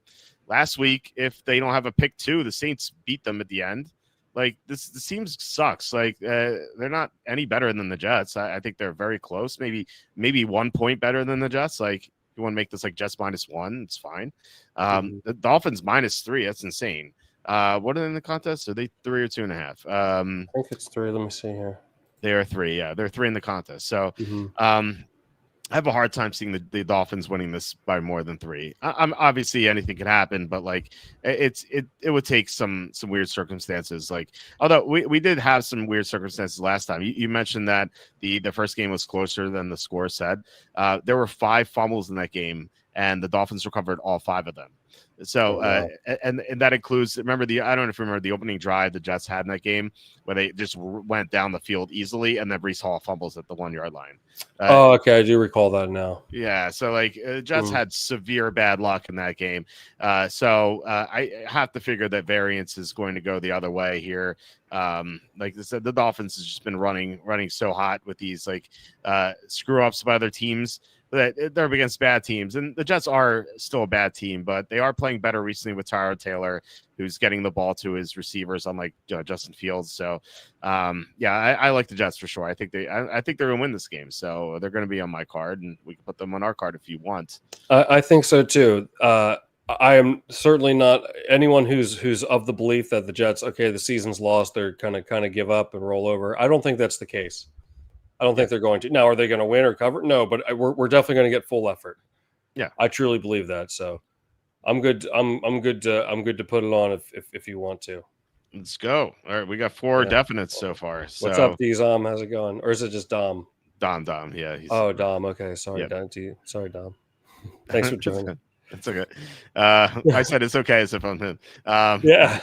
Like how dare you? Yeah. All right, let's what are we going to talk about here? You wanted to talk about a game now. Yeah. I'm a professional football game. We're very professional. Yeah, we have a long-standing tradition of cutting out the foolishness and getting down to business on this show. Yeah, it's no nonsense here. Yeah, we don't do that. So we Dom says all good. So thanks, Dom. We're definitely all good now. So there's one big injury factor here, and usually it's a negative on a Friday. Someone's out. How dare you call me a new name? Nice. That was good. Very good. Yeah. Thanks for being here, Dom. Yeah, for sure. Thanks, Dom. So the Redskins, and I like the Vikings a lot earlier in the week. I was excited to bet them, and it's like how can you be excited to bet the Vikings? Well, a couple of things. You had JJ McCarthy potentially coming back. He sucks, but he's better than Max Brosmer. He's like Tim Boyle bad. This you see that pick 6 where he threw like the ball up underhanded. Oh. It's so bad. It reminds me of Squid Game season 2 of the reality show. Like one of the games is just catch, but like they have to throw it like really far sometime, or like it depends. There's more to it than that, but like the guys are like throwing like across the gym like underhanded. I'm like, what are you doing? So that kind of reminded me of what Max Brosmer did. So he was glad to find you guys. Yeah, thanks. Well, glad you found us. Thanks for being here. Appreciate it. Yeah, absolutely. So McCarthy in every game since Wentz got hurt, when he entered as the starter, every defense he's played has been 14th or better. So this is the first time he's going to be playing a defense in the bottom half of the NFL. And there's not just the bottom half of the NFL. The Redskins have the worst defense in the NFL. So there's a chance we could see like McCarthy play okay. Like I don't think he's going to be great, but I think he could be okay. And just being okay is going to be good enough to beat this Redskins team because for 2 reasons. One, I thought, this is not now, but I thought Marcus Mariota playing against a team that brings a lot of pressure. Minnesota brings a ton of pressure. Mariota's awful when he's pressured a lot. Like, every quarterback's worse, but like to degrees, like Mariota, his turnover worthy percentage goes from like 1.4 to like 7.5. His completion percentage drops 28% when he's pressured. He's just like absurdly awful when he's pressured. So that's one thing. And the other thing, the Redskins played 160 snaps in that Denver game. They went the full overtime basically. So they'd have to be exhausted here. And the third thing, it's nothing to do with the matches, but the third thing, the public's all over the Redskins. So they saw that Denver game, like, oh, Redskins, good team. And Mariota's playing well, So this Minnesota looked awesome. I'm very excited to bet them. But now things have changed. And the thing that changes is that Jaden Daniels is going to play. He practiced fully on Thursday, and Evan and I kind of saw that. We're like, he might be in, and we kind of thought, oh, maybe it's going to be like Joe Burrow when he practiced fully in week 12 and didn't play until week 13. So maybe we thought that, but he's not on the injury report. He does not have a designation because he practiced fully again today. So unless he's a healthy scratch, which would be shocking to me, he is going to start this game, and now the Redskins are favored by 1.5. So I think that changes a lot. I think there's a good chance the Redskins are so exhausted from that Denver game. So I'm not saying that I want to take Washington, but this is kind of crazy to me. And this is kind of makes me feel better about all my Washington futures that I had back in the summer. This is going to be the first game all year that the Redskins are going to have Jane Daniels, Terry McLaurin, Deebo Samuel, and their offensive line intact for the same game. Wow. they haven't had that yet this year. And so they could see this as okay, we're not going to make the playoffs, but let's go 5-0 to end the year. Let's build momentum for next year. And let's just really have a great year next year. I can see them being motivated that way, So now it's suddenly changed. And now I'm not going to like this game because, and I'm breaking this up because I know you said that you were favoring the Vikings more and more, which it's a shame that this is not a good play for us anymore, or at least I don't think so. But maybe you could talk me back into Minnesota. What are your thoughts here? Well, the first things first, if you turn the Commanders Club logo upside down, it looks like an M, and it's the same colors as the Minnesota Golden Gophers. Am I wrong? All right, now we got to put Minnesota on the card, right? Yeah. So, I mean, I don't know who's in cahoots with who is what we need to decide. Don't give up on Brosmer yet either, man. He's a former Golden Gopher, so the Gophers got to stick together. I see someone in the FBI listening to us hey, he's on to us. Yeah, I got to text from the Illuminati, what is your location? Right now. Yeah, it's the Golden Gophers logo upside down, maybe. It's copyright infringement. Yeah. That's all they did was just reverse it. Yeah. You're right. You're right. And they're in Minnesota, so how interesting. Yeah. Yeah, I don't know. I kind of didn't think. Here's the thing. Remember what I was saying about Tennessee? And remember last week we didn't end up putting them on the card. At least I don't think we did, because you like Tennessee and you thought that I would like Tennessee, but I actually like Jacksonville. And with my reasoning really just being, well, other than the fact that Tennessee is the worst football team I've ever seen in my entire life, was that the fact that I picked some good spots with Tennessee, but a team that bad, they're not just going to come and be like they're not now an automatic covering machine, right? And their luck's going to run out, and that's what I thought happened, and that's what I think is going to happen here with the Commanders Club. But I mean, just to see Mariota's face, his expression said it all. That, I mean, what little win this team had in their sails was probably just taken out with that. They're not going to make the playoffs. I don't think they're mathematically eliminated, but it would take a miracle of miracles. Yeah. So, but at the same time, I mean, what's the motivation for the Vikings? I mean, their offense has given me absolutely nothing to believe in. I like the spot because, so my point being that, like the Titans, where I said that they're a bad team like that, they're, I think it's unlikely that they're going to cover several games in a row, even though I think Tennessee did cover a couple games in a row. So that's kind of counter to my point. Yeah. But I think the luck runs out here with Washington. I loved them last week. They're my pick. So yeah, I think at this point, and now it's 1.5. The market line is 1.5, and we're getting Vikings are -2.5. Yeah. So I think we just, because I'm leaning Vikings, but now given that we have an unfavorable line, maybe just stay away unless you're really into the Commanders Club. No, I still think they could be exhausted. I still think their defense. Well, we know their defense is awful, so No, I don't really want to back them either. So we could be okay leaving them off. And by the way, no, don't slander me by saying I like the Titans. I was like a Oh, very very small lean. Like if I was like oh, if I had to sorry, pick them in sorry. an office pool, I'd take them Oh, my last week. bad, my bad. There's no way I was betting them. Sorry. Don't slander me. I get a subpoena like at my Yeah, right. house. Like, oh, Yeah. good stuff. Good stuff. By the way, I never knew this, but like how you get served papers, Yeah. and you have to. I always thought that, like, what if you avoided it, and like you're like dodged it all the time, and you never got served the papers? Like, what happens? And I found actually, do you know? Guys, I finally I found the answer to it, but Yeah, I think. Well, first of all, like a lot of times, and you'll see, like sometimes people just come up to you, like they'll have the process server, like, mhm, hey, take this, and like yeah, once it's in your hand, like you've been served. So mhm. like now you officially have notice. Like there's some law with that. Once like the document is placed in your hand, and I think sometimes they try to like trick you in a way if like it's coming and you're trying to avoid it. Right. But I'm saying, like, what if you avoid it the whole time and like never take it? Like, what happens? You I know. don't know what. Actually, they will eventually have a court hearing without you there. If you don't know about it, like Oh they'll just wow. go on without you, and you won't be there to represent yourself, and Oh that wow. probably won't be good. Yeah, Probably won't be good. right. Seriously, man. Yeah, Seriously. Oh, yeah. that's funny. You should be in court to defend yourself. Yeah. Yeah, Uh, yeah. so the Vikings have been renamed to the Somali Pirates. I saw that. That was hilarious. Very true. Yeah. So anyway, yeah, it sounds like we're off this game. Unfortunately, it's a shame Yeah.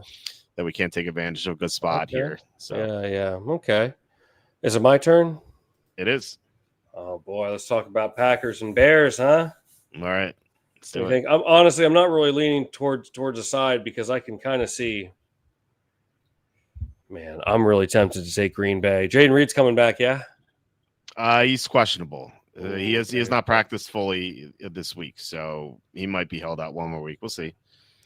I always like the angle that when a player gets injured against a specific team, especially in a rivalry like this. Christian Watts, I sent this to you. I'm not hanging my hat on this, but Yeah. it's kind of intriguing. I don't know. I feel like whenever a player comes back from like playing the team when they, that they were injured against, I feel like they get up for it a little more. We saw, remember Aaron Rodgers and the Bears in 13-14 when he came back and had that amazing game-winning throw to Randall Cobb to end up winning the division the last game of the season. He came back the last game of the season after he broke his collarbone against the Bears. Remember Nick Chubb last year against the Steelers. That was a red letter day for me. It was that Thursday night game, but it was his first game back or first time playing the Steelers since he was injured against them. I bet Nick Chubb first touchdown, last touchdown, and anytime touchdown, and all three hit. Oh, that's awesome. Yeah, and I never bet first or last. I don't know why I did because I was just like, I know he's going to get one, and I feel like it's going to be one of those. But that was a great night. That's awesome. So anyhow, I'm not hanging my hat on that, but I wouldn't be surprised if Watson had a big game. I think there's an emotional angle to it. I mean, this is, not that these two teams need any additional motivation when they're playing each other. Packers, simply haven't seemed to have been able to cover a big spread at all this year, except when I don't want them to. That's what's so frustrating about it. It's like, oh, okay, like I go against them, then like I took the Steelers against them, and they cover against the Steelers. Jordan Love throws like 20 straight passes. What was it? 20? 20, yeah. God, man. And then I take him against the Cardinals, and they almost lose to the freaking Cardinals. It's just like, God, I don't know. But I don't know. Caleb Williams, like this. Oh yeah, okay. Like we want to say, like that win against the Eagles was impressive. Okay, maybe like on paper because they're the defending Super Bowl champs. We just like, as I put it, the Eagles look just as a whole, they look depressed. Yeah. I don't know that win was that impressive, and it's not like I know that there was wind was a factor, but Williams had like one good play. Just saying, it. Give or take. Yeah. I don't know, but I feel like it's also canon to be like, oh, the Bears are overrated, even though they're the 1 seed. Like no one thinks that they're any good, So I feel like a lot of people will like the Packers here. What is how's the money going in this game? Now that you bring that up. The Bears are getting a ton of money. Really? 80%. Yeah. Really? Yeah. Mm-hmm. And the line moved from 5.5 to 6.5, so that would indicate the sharp money's on Green Bay. So I could see it. I'm not crazy about this game. Like I can make a case for both teams. I think I think Green Bay's better than Chicago. Now, are they 6.5 points better on their field better than Chicago? I don't know about that, but and you're right. Like they haven't covered these large spreads for the most part this year. However, the past 2 weeks. We saw them trash the Vikings. Now, obviously, this McCarthy is just awful, but still, they did win by margin against the Vikings. And then on Thanksgiving, they held a 10-point lead for on numerous occasions. Detroit kept fighting back, but the Packers definitely were the better team in Detroit. I think that Chicago's closer to Detroit than Green Bay.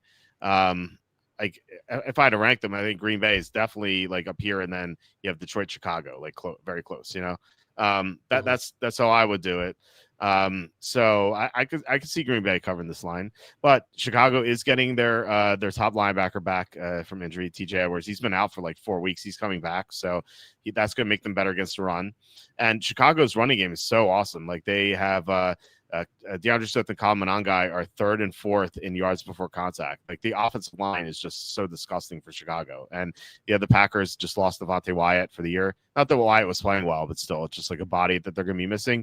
And I feel like Chicago should be able to win the trenches. So you could argue Chicago that way. They are overrated. They've had some very sketchy wins. Like if Jackson Dart doesn't get hurt, the Giants beat them. If the Redskins don't fumble a handoff, then the Redskins beat them. So this team could easily be like instead of 9-5, they could be 7-7, 9-3. So it could be 7-5 or 6-6. And if that were the case, then Packers will be favored by more than 7, I think.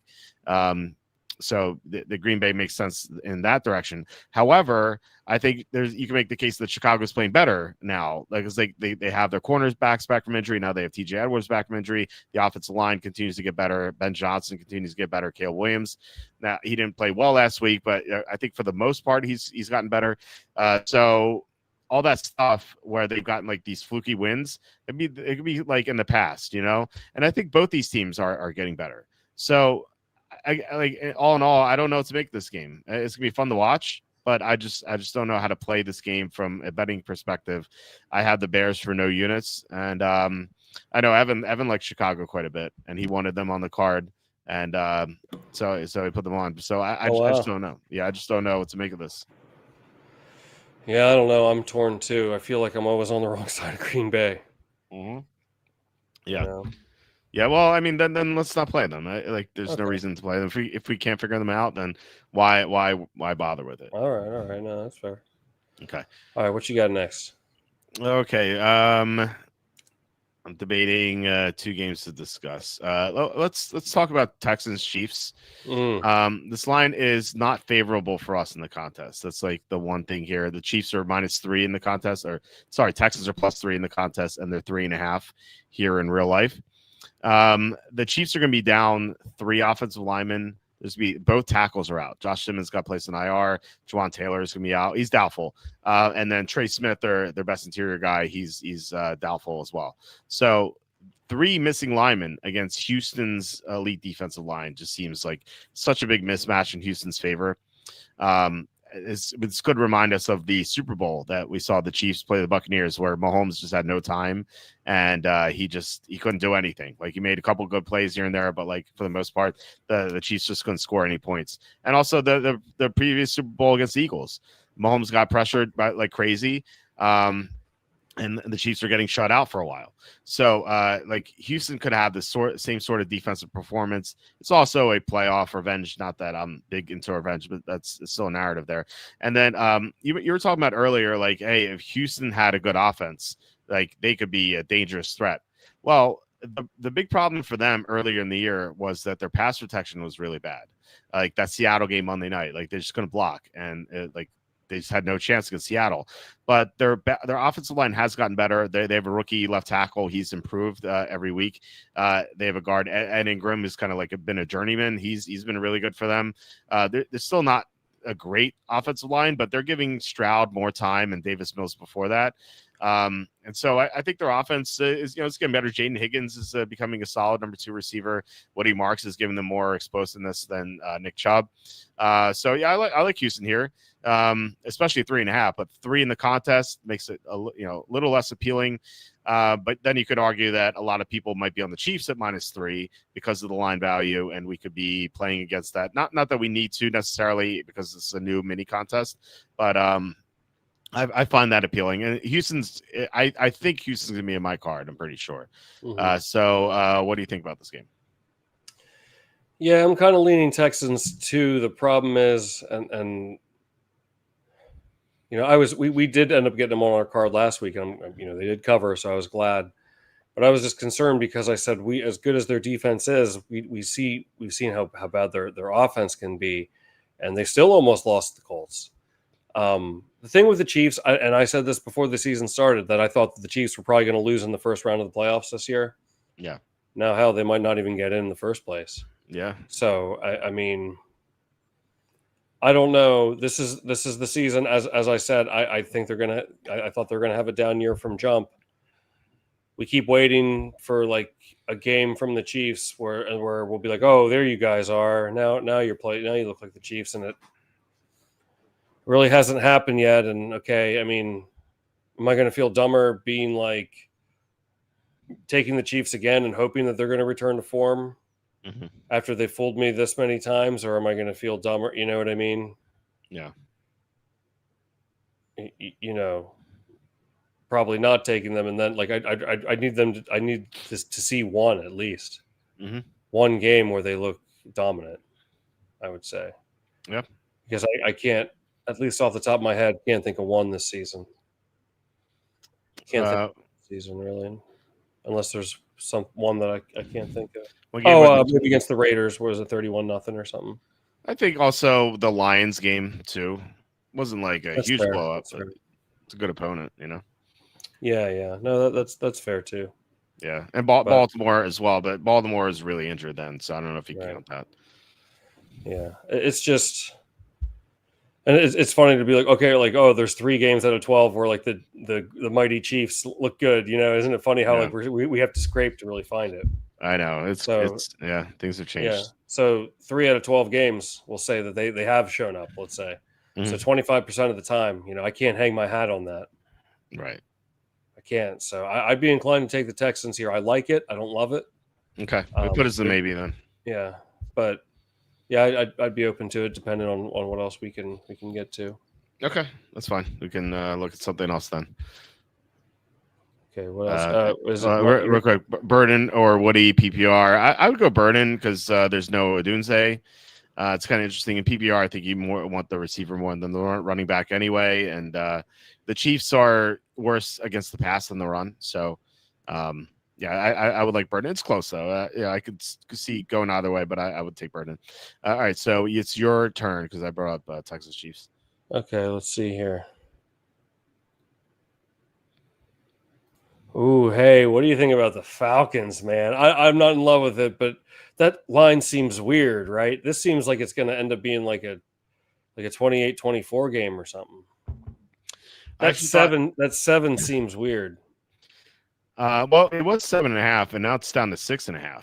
So it is moving Atlanta's direction. I actually thought this is the game you're going to mark down as your upset special.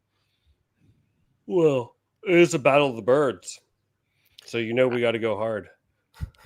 I don't like Battle of the Birds, man. I like. There's just, first of all, it's overdone. Okay, and second, there's too many of them. We have Seahawks Cardinals twice a year. You can't have Battle of the Birds. You might as well just told me that Christmas isn't happening. The Santa's not coming this year. Think of all the kids out there that are watching or looking forward to Battle of the Birds, and now you just crushed their spirits just in time for Christmas, Walt. Wow. that would be like if there were 6 Christmases per year. At that point, you'd be like, it's our 5th Christmas. We could skip this one.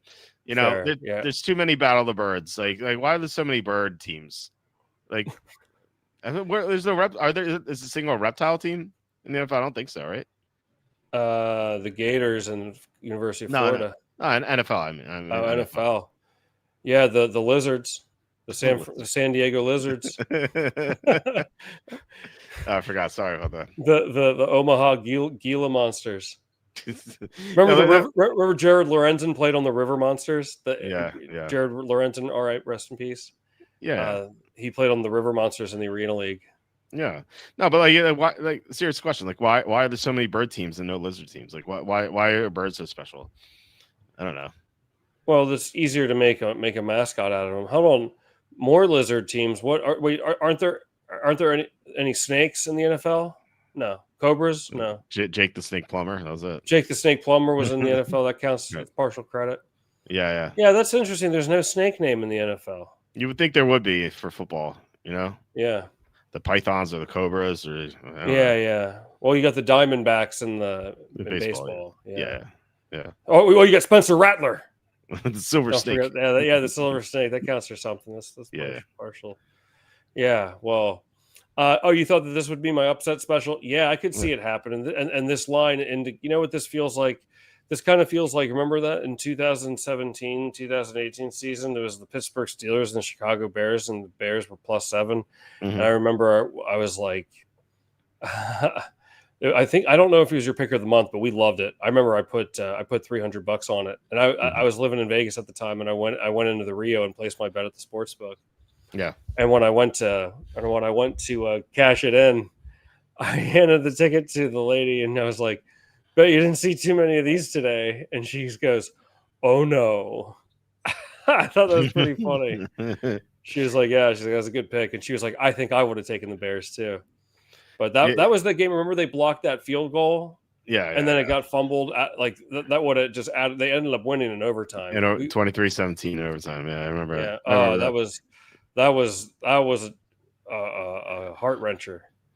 Yeah, actually, the next year the Bears, that was the year the Bears won the division, and they the double doink year. That year when I was in Vegas, I was at the Westgate, and I placed a bet on the Bears to win the Super Bowl. I think they were like 100 to 1, and I show up to the counter, and I say like, yeah, I got the ticket, and she's like, oh, 100 to 1. She's like, oh, come back and see me if this wins. That's awesome. That's awesome. Yeah. Nice. That's funny. Yeah. It's like that guy that bet the St. Louis Blues to win the Stanley Cup a couple years ago, back in 2019, when they were like dead last. What number did he get? Do you remember? I can't remember, but it was like it was somewhere between, he bet $200 and $500, and he won, I want to say like $250,000. It's 250 to 1. 250 to 1. So yeah. So he placed a $400 bet. Yeah. That's crazy. Wait, 240 to 1 on a $400 bet? Yeah. $400 bet, 250 to 1. He won $100,000. Oh, it was $100,000. Okay. Wow. Yeah. That's awesome. Mm-hmm. Oh yeah. It's insane. I want that. Why can't that be me? Because I don't put that much on futures. That's why. Especially not one like that. Well, why don't you start? Okay. Yeah, why don't I bet like 400 on Shedeur Sanders MVP Rookie of the Year? That gets us. Let's talk about that one. Oh no, wait, we're talking about Falcons and Sea Chickens. Yeah, what's the 250 to 1 that we could do in the NFL? Look at Panthers. Dude, put them on, man. Or the Bengals, baby. It's this one even pay out. It's max wager 200. Bro, let's bet the Panthers. Let's put 100. Give us more super chats, and we're gonna put a bet in on the Panthers to win the Super Bowl, dude. Could you imagine? 200 to win $80,000 sounds good. I'll tell you what. It's actually, I mean, they could win that division, man. Yeah, no, I mean, it's worth it for a hedge. If you have a 400 to 1 in the playoffs, sure. You get in the playoffs, it's the best of one. It's not NBA best of 7. Yeah, I would it's, actually. It's not impossible that they could win the Super Bowl. It's extremely unlikely. Yeah, I don't think it's going to happen. But I mean, no. hell, imagine they do make the playoffs and they were tied for first, right, in their division. They're half game. Oh, back. are they? Oh, okay, they're half game back. I mean, they're and how many more times do they play the Bucks? Twice. They haven't played them yet. Oh my God, I think you should take it. I should. You're the one saying you wanted to bet long shots. I'm doing this for you. All right, well, put me down for 200. I No, see but what you're I'm just saying that could easily happen. They're playing better. well, not Like, easily. what I mean, if they beat the Bucks twice, they're in the playoffs. Oh, yeah. You're saying playoffs. Yeah. I thought you meant like they could winning easily the happen. Super They Bowl, win Super Bowl. It could easily happen that no. They could easily beat the Bucks twice. The Bucks have been banged up, Yeah. No, that's definitely true. It could happen. I think they're probably split, but yeah. Probably, but yeah. Hey, I mean, at 401, it might be worth a shot, Might be, maybe, probably not, but might be. And then imagine, okay, so then they'll play the 5 seed, so that's going to be like either the Seahawks, Rams, or 49ers. I was going to say what if they got like an opponent like the Bears? Well, no, they would they play the if they're the if they're the 4 seed, yeah, they play the 5 seed, yeah. So and that's going to be the NFC West, yeah, barring some major catastrophe. Yeah, so I don't know. It's not a good team at all, but like it's within the realm of possibility. So imagine like there's an injury, they end up playing the 49ers. Another team that's banged up. They win. Now they're in the second round, and you're holding a freaking 400 to 1. I don't know, man. Yeah, I mean that's definitely you could bet $5,000 around and still come out very profitable. Oh yeah, you're right. I mean, I don't bet anywhere near those sorts of numbers, but I'm just saying hypothetically. You could. I mean, if you're holding a ticket that pays $80,000, then why wouldn't you? Right. Yeah, that's true. So okay, well, I don't know. I'd consider it. They can definitely make the playoffs. So, yeah, they can. Yeah. For hedge purposes, and the fact that they're heading into a bye, they get to reevaluate themselves, and the rookies will get a bump. Tyrell McMillan specifically. They're coming off a nice win against the Rams. Like I kind of dismissed that as saying the Rams didn't show up, but like, what if the Panthers are getting better? I don't know. Like it's I don't necessarily think that's true, but it could be possible. I don't know. But I guess why are we saying that they're not? I mean, like they beat Green Bay, they beat the Rams, they beat Dallas, who's a little bit below average. Lamb didn't play in that game. They didn't have Dallas is missing like the whole offensive line. Yeah, I'm trying to think of some of their other wins. They beat the Falcons twice. Not that they're any good, but So I mean, they definitely can win the division. I don't know. I might take it. I like Bryce Young, not as a player, but he seems like a nice guy. Oh yeah, seems like a good friend. yeah. Oh yeah, we love the man. Yeah, seriously, from all I heard, that he's like a super nice guy. Oh, that's cool. Good. Yeah. I like to hear these things. Yeah. But bet the Dolphins to win, man. The Dolphins. No, that's not gonna happen. There's no way that's gonna. Is there any 1,000 to 1 worth a shot here? With Browns, Redskins? I guess I would say the Browns or the Jets. They have 3 wins. How are they going to do that? I mean, the Dolphins have the best record out of all these, but they're so bad. Yeah. Well, if you're going to take the Jets or the Browns, you better take the Jets because they have the tiebreaker over the Browns. That's true. Yeah. Yeah. So at the same number, I would take the Jets. Yeah, with the 2 kickoff returns that they had. Oh yeah, yeah. Oh my God, so dumb. I was so tilted from that. And then the next week, the Browns get the special teams breaks against the Ravens. It's like you can't win. You can't win at all. Yeah, I'll tell you what. If the Falcons had won last week against the Jets, then they wouldn't have been 1,000 to 1. But that would have been a decent take. They were still alive to win the division.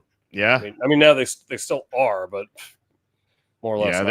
Yeah, they have to pass 2 teams. So they do play both those teams again. So Yeah, but I don't know. It's looking grim. But imagine you had a 1,000 to 1 with them, and then they won last week, and then they string a few together, and then they make the playoffs. Now you're holding a nice hedge ticket, but that's not the case. Yeah, Unfortunately. if you're gonna take a long shot, I think the Panthers are the right move. It's like they at least have a legitimate chance to make the playoffs, unlike these teams. Like none of these teams are gonna make the playoffs. No, absolutely, but Yeah. just for fun here. So Yeah. what? So what we got distracted. We're talking. Yeah, I just think the line's weird on the Seahawks Falcons game. Like I don't know. I don't think the Seahawks are as great. I think they're a very good team. I still think they're overrated somehow. I think eventually they're going to get spanked. Probably like in maybe, like I could see them losing their first playoff game. I don't know. I'm just not convinced. Also, I hate the Seahawks, so maybe that's part of why I feel that way. Mm-hmm. But I don't know. I feel like this is going to be a close game. I feel like this is going to be a close game. I kind of like the Falcons here. I'm not in love with it, but I feel the same way. I kind of like the Falcons. Not in love with that. It's a good way to describe it. The spot definitely favors Atlanta, and that's why I thought you'd like Atlanta, because Seattle is they're coming off the Sam Darnold revenge game. They won 26-0, and then after this game they play the 8-4 Colts, and then the Rams it's like a four-day span. It's like because they had the Colts Sunday and then the Rams the Thursday game. So this could be a look ahead and also look behind. It's a very flat spot here. Like they don't play Atlanta all the time. They're expected to win by a touchdown. What's the I don't want to say what's the motivation to play hard in this game, because they as Andy pointed out, they do have control of their destiny here to win the division. So they win out, they win the division. But what's like the sense of urgency here against the Falcons? Like, how do they take them seriously after seeing Atlanta lose to the Jets? They're looking at the film. They're seeing this team lose to the Jets. They're like, oh, we have the Colts and Rams coming up. We gotta focus on those games. We'll be fine here. I feel like that's their motivation here. So from a spot perspective, Atlanta is by far that the edge goes to them. But if you look at like matchups, outside of some Bijan Robinson passes, Kyle Pitts, I think is kind of a good game actually. But how does Atlanta consistently move the ball in Seattle? Like they don't have Drake London, their offensive line's banged up. Seattle's great defense. It's gonna be tough with no London, and then defensively, Atlanta has been far worse in the second half of the season than the first half, as Andy pointed out on the show on Wednesday. And so Seattle, which gets so many big explosive plays, they could just pour it on Atlanta. So if Seattle shows up and tries hard and they're locked in, maybe because they saw the Rams lose to the Panthers and I don't know if they're coached well, then this could be a demolition. Like if they show up. But if they are a little aloof, then I think they could lose. So I think motivation is like the hardest thing to predict. Like the potential motivational lows, I think are easy to spot, but you just don't know. Like we're not in the locker room. We don't know what the teams are going to do. Like it'd be great if we had these inside sources, and like Charlie does give some stuff for the draft. And he actually, back in 2011, I don't know if you remember, but like we faded the Buccaneers every single week because we knew, where's the 2010? One of those years, we knew that Josh Freeman had like severe issues off the field. And so we were fading the Buccaneers every single week, and they went 4-12 against the spread that year. Like that was legitimate inside information. But like here, we don't have that. So I don't know what Seattle's mindset is going to be for this game. So I like I said, lean Atlanta.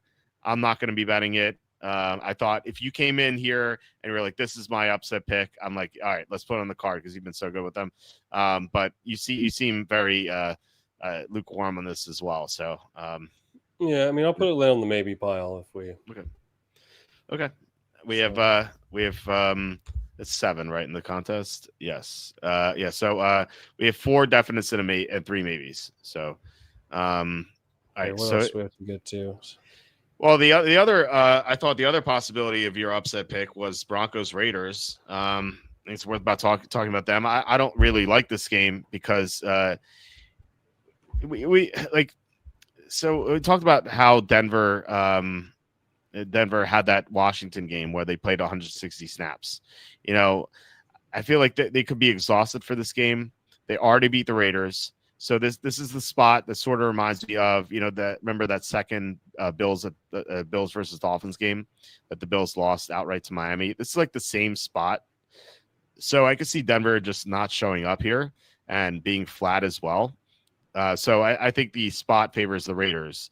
But the Raiders are so bad. They can't block.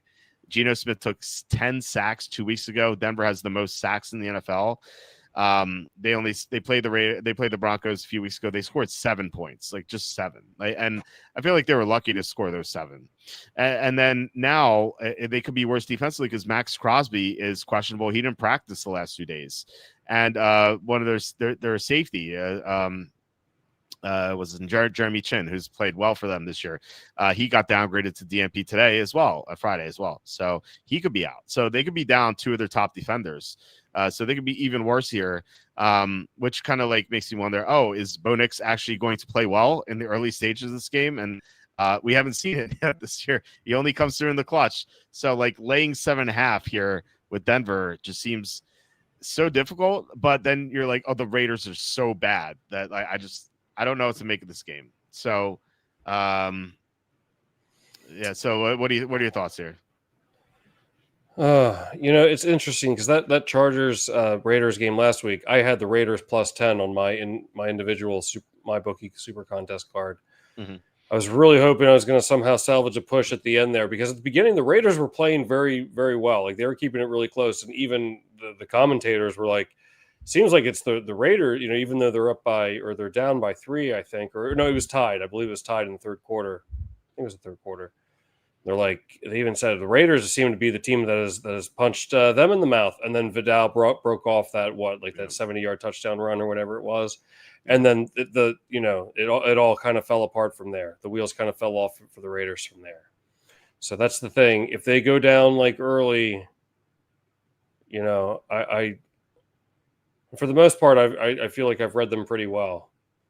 But I don't know if they go down early. I just don't have any faith in this offense. Geno Smith has been bad. It's been bad. And Genty, I've heard you say it before. He gets hit in the backfield like every single time. Yeah, dead last in yards before contact. Yeah, so I mean, it's tough. It's tough to back the Raiders, and now you're saying Crosby's questionable. Yeah, I understand maybe not the best spot for the Broncos, given how deep it went into overtime, and that was a very close game, a game that they probably were. Well, they certainly were expected to win a little more handily, but I don't know. I would lean Denver here, but I don't love it. Okay. All right. So yeah, it looks like we're not gonna. So Jason, legit inside information. What can you tell us about what, Jason? So we have 3 more games to discuss. I think that we could discuss. We don't have to do every game. We have Titans at Browns. Oh yeah, we gotta get to that one. Yeah, Titans at Browns. We have Saints, Bucks, and we have Bengals, Bills. Okay. So it's your turn. You could pick whichever. Yeah, let's go Titans and Browns. What do you like here? You like the Browns? Here's the thing. I mean, what do you think? The narrative is going to be. I mean, Cam Ward. Look, the Titans are the worst NFL team I think I've seen in my lifetime. Mm-hmm. But you better believe that Cam Ward needs to have a big game here. He needs to have a big game because what if Shedeur throws a couple touchdown passes and the Browns just trash him? They're going to be like, "Oh, you passed up on me. I should have been the number 1 pick." There's I'm telling you. So I think Cam Ward's going to bring it. This is going to be his Super Bowl. This is Cam Ward's Super Bowl. I don't know if it's the Titans Super Bowl, but it's definitely his. Okay. So I say the motivation factor is on the side of the Titans. Or now you can counter argue that there's that same motivating factor for Sanders. This is his opportunity to prove everyone wrong. And look, I just outdid the number 1 overall pick. You all passed on me and whatever else you want to throw in there, fill in the blanks. But so they're both going to be motivated. Problem is they're both not very good. I mean, can you imagine if Cam Ward was in a big market? Man, they'd be dragging him across the coals, I feel like. Yeah, I agree. This team, I mean, they have 1 win, and it was that horrible Cardinals game. I will say this though, their defense at times has looked a little bit better, and DK has looked good, catching some passes. He's run back a few on special teams, so they are showing signs of improvement. I didn't say it was a lot of improvement, but they are showing signs of some. So there's that. But I don't know. I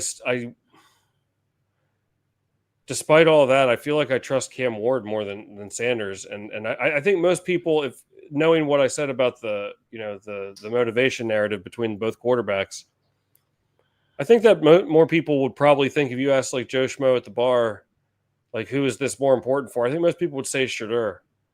I think this is more important for Cam Ward. Like I mean, if he lays an egg here, that's going to look bad. That's going to look bad for him. No. So, but maybe it's inevitable that's going to happen because his team is not very good. I don't know. But I mean, there's no game that he's going to be more motivated for. Maybe he maybe have been looking forward to it since Shadur got in the game against the Ravens. You know. Yeah, that's fair. The Browns have a lot of injuries. Like they're gonna be missing 2 linemen, Jack Conklin, Wyatt Teller. They're both out. They're gonna be missing Mason Graham. It's been awesome for them as a rookie. What's his face? Malik Collins out for the season here. I'm gonna pull up their injuries here. 1 second. Yeah, Malik Collins out for the year. Devin Bush barely practiced. Devin Bush has been really good for the Browns. He barely practiced this week. So the Browns could be missing quite a few players here. Like really multiple players in the trenches on both sides. Which, if they were playing against a legit team, I'd be like, okay, let's take that legit team. And it's also going to be snowy and windy in this game potentially. Obviously, you can't predict the weather, but that's what it might be. So that would lend itself to taking the underdog, I think, just because it might be lower scoring. So I could see the case for the Titans. I could also see the case for the Browns, just because you could fade the worst team in the NFL. Why wouldn't you do that? Every week, because you're not gonna win every time doing that, but you're gonna win most times. So yeah, you can go either way in this game. I think. Something that kind of is in the back of my mind for this game and on all Cleveland games moving forward is that I have a sneaking suspicion that Kevin Stefanski is like intentionally sabotaging these games with Shedeur Sanders, because he did not want Shedeur Sanders at all. Like that he wanted Dylan Gabriel, and he was really opposed to the Sanders pick. And when the ownership wanted Sanders to start, he was like, no, I'm going Gabriel. And he was kind of forced into Sanders.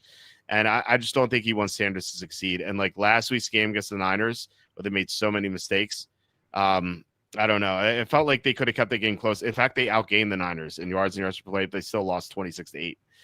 So I don't trust Stefanski really. I'm not saying he's definitely doing it, but like in the back of my mind, I think like what if like he's just so opposed to this that he's just putting Sanders in bad situations so you can like get rid of him and go back to Gabriel, because that's his guy. So yeah, I don't trust the Browns. I don't trust the Titans. This is a stay away from me. Evan like the Browns. I think we have him on the card. Do we have him on the card? Let's see. We do. We do have him on the card with Evan at -4.5. Okay, so. okay. Does he really like the Browns? But I'm not really into this game at all. Yeah, not me too much either. But I think I'd side with Tennessee here. Okay, that's fair. What can you tell us about any of the games this week or anything moving forward? Of course, I have no inside info for any of the games this week. We have inside info for the draft, and like that's mostly Charlie. It's all Charlie. I've like 1 or 2 sources. Charlie has like 1 million. So he definitely gives us some great info come draft time. So that's when we make money with Charlie. I'm hoping, like, I would love for Charlie to get some inside info for betting purposes, like the 20, I think it was 2011 season with Freeman, where, like I said, we faded him every single week, and it felt like his covers were so fluky too. Like he covered against the Saints, like they were 3.5-point dogs. They lost by 3 or something. So they could have easily had a worse record than 4-12 against the spread. But yeah, I mean, look, if I have any inside info, I will tell you that I do have the inside info. I just don't have it this week for these games. So unfortunately, and most people don't. So all right, so there are 2 games to talk about. of these four teams, I think if I were more likely to bet one game, it would be the Bengals. But unfortunately, in the contest, we're getting a worse number. We're getting 5.5 instead of 6. This line has gone up to 6. The Bills have some injuries. Joey Bosa is going to be out. Terrell Bernard is going to be out. They are getting their tackles back potentially. We know Deion Dawkins is going to be back. So at least one tackle. Spencer Brown's questionable after being limited all week. So he could still be out, but at least they have one offensive lineman back. Now, the Bills, I don't know if last week's game was a sign of things to come. They were better defensively, so that's worth noting. But they were playing against the Steelers, so I don't know if I trust it. We've seen Joe Burrow have a lot of success against the Bills. He's kind of like own them. And T. Higgins is going to be back, so I think the Bengals, who are going to be better and better each week with Burrow as he keeps getting less rusty after being out for so long. I think they should be better than they were last week. And last week they won by 18 points in Baltimore. So they could certainly win Buffalo. They've done that. They've done that recently. And I think this Bills team is worse than the Bills teams that lost to the Bengals, you know? So I can see Cincinnati pulling the upset. And also Cincinnati's defense, I don't know if this is going to last, but the past 2 games they play better against the Patriots. They held down the Drake May. They kept that game close. The Bengals only scored I think 6 points on offense in that game until garbage time, because like they had a pick 6. But like they only had 6 legitimate points until garbage time on offense. So like they were close with their defense. And then last week they held Baltimore to 14 points. So I don't know what's going on exactly. But if this continues, then I don't know. I mean, they could certainly pull the upset here against the Bills. So I lean toward the Bengals. Evan and I had the Bengals on our card, even though, like I said, we're not getting a they're maybe on our card. Sorry, they're maybe on our card at an unfavorable number. But as I said before, even though we're not getting the best number, this could mean that a lot of other people are going to pick the Bills because they're getting -5.5, because people sometimes just like to play the numbers in these contests. So like that could be like a good leverage spot. So what are your thoughts here? Yeah, didn't I hear? I think John Sanders said he likes the Bengals, or he's worried as a Bills fan. Oh yeah, absolutely. Yeah, that makes me like the Bengals. No, the Bills, I know they've had a lot of injuries, especially on defense, but they just haven't. Not to the extent that the Eagles do, but they don't look quite like the Bills that we're used to seeing. And again, I think they're better than the Eagles still, but it's like gonna get back over that hump and get back to like being like super elite. Yeah, and I know like Josh Allen had a great game against the Bucs a few weeks ago, so of course, they're still a formidable team, but I don't know. We haven't really seen like a good old fashioned like whipping. They haven't done that to any teams really. I mean, they had control of that Steelers game, but I don't know, just not in the way that we're used to seeing the Bills dominate. So no.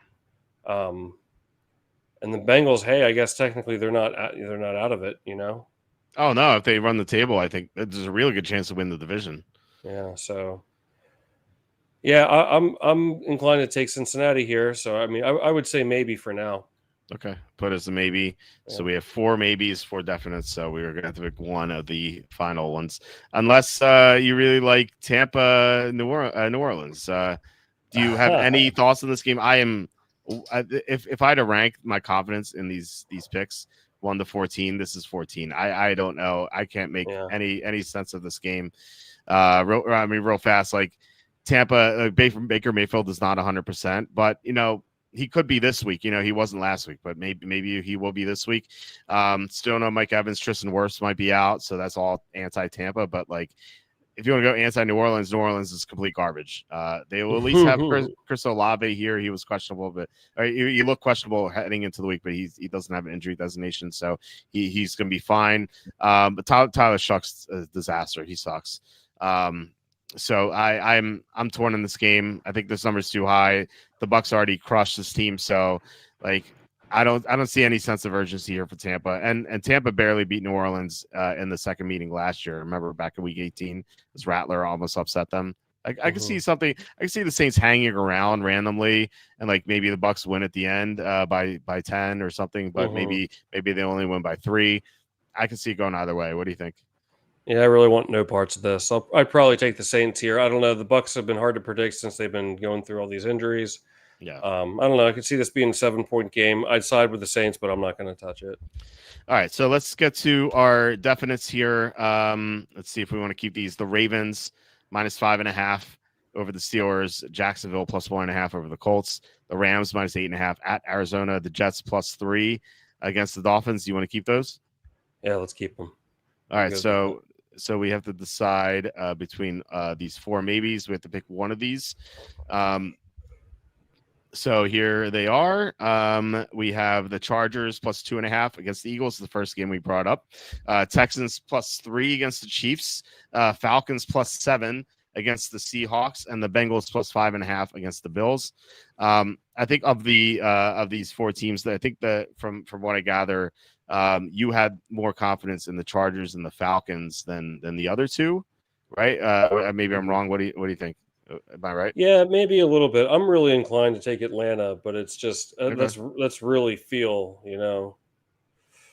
That's I'm fine interesting. with- You thought that would be my upset special. Yeah, I did. Yeah, I did.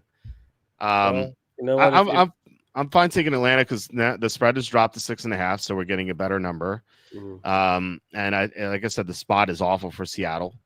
Like Houston, I'm probably gonna have Houston on my card, so I'm fine not putting them on. And then I have Cincinnati potentially an Evans card, so I'm fine not putting them on. So between these, like of these 4, I thought Chargers or Falcons. So if you want to do Falcons, that's perfectly fine. Yeah, let's put them on. It's a bit of a unique pick here. Okay. All right, cool. So this is our 5 Holmes Hall Heroes. Here we go. We have the Ravens -5.5, Jaguars +1.5, Rams -8.5, Jets +3, Falcons +7. We have 3 underdogs, 2 favorites. Yeah, first time we've had 3 underdogs in a while. I know. So the tune is changing a tune changer. Yeah. What's that guy's name on the Cardinals? Carson Tune? Clayton Tune. Yeah. Yeah. Jason, probably my 5. Let's see what Jason likes here before I head out. As we wait for that comment to appear, or is he saying that is actually my 5? So let us know, Jason. So thanks guys for watching and commenting. Really appreciate it. Thanks especially to Anthony Jackson for the 2 $5 super chats. Really appreciate it, Anthony. Can't say enough how much this helps us. It's awesome. So we will be back on Tuesday, usual schedule next week. Fantasy on Tuesday, and then the 3 pick shows Wednesday, Thursday, and Friday. And yeah, please hit like, subscribe, comment below, share this video, visit the link in the description for the merch store, and visit walterfootball.com for tons of content with the NFL. It's all free. So you can do that. And you can also look at Tom's X page or Twitter handle, whatever you want to call it. It is Quacky_T. Do you want to tell us why? Here's the crane. There's look, there I am with winning the crane game. I thought it was going to fall out. I thought it was. I won 4 of these things. Perfect. That's coming in very clearly there on the screen too. What'd you say? Sorry. That came through very clearly here on the stream. Did you hear the audio? No. Okay. I was always wondering if they had the audio. Yeah. Okay, but yeah, in the audio, you said no way. As if that's never happened to you before. Now I'm very skeptical, and I still think no. It's because I had the video. It was the first take. I was doing it on video, and I was like, no way. Like I meant more like no way on the first try. Oh, okay. Well, there we go. We have our AI video of you in the game. And so why should people follow you on X? Tell us. They shouldn't. No, I'm just kidding. I post some hockey plays. I haven't in a while. I've been kind of just focusing on the contest picks. But I post some dumb stuff. Look, you can see I've got the Bills at 40-1 to win the Super Bowl there. That's awesome. On that, It's yeah. Look, this dates back to the hockey and NHL and NBA playoffs this past summer.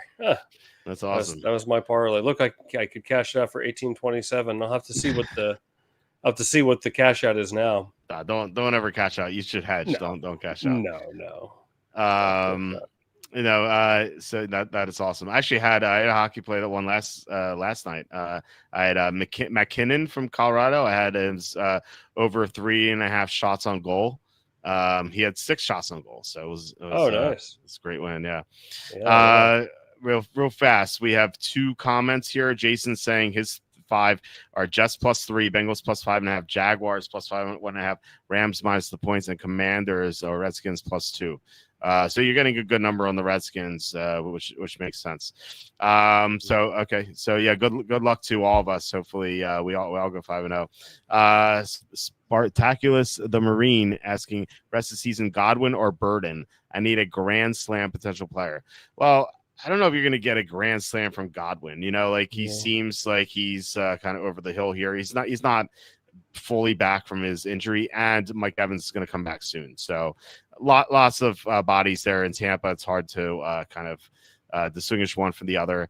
But with Burden, we don't know how long Odunze is going to be out, and we haven't seen this offense yet without Odunze, who's been the leader in targets there. So those targets have to go to someone or someone's. So DJ Moore, I would say he's probably the guy who's going to benefit the most, but Burden's going to get an uptick for sure.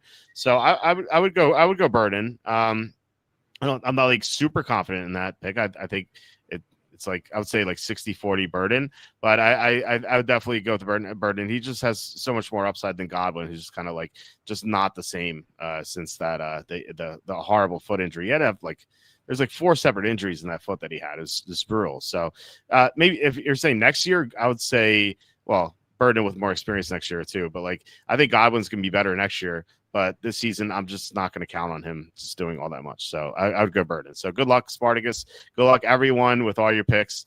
Hope you guys have a great weekend and go win all your bets. And Tom, always great to do the show with you. Thanks so much for having me. It's always a great time. Yeah, always a great time for sure. And have a great rest of your weekend, and I'll talk to you later.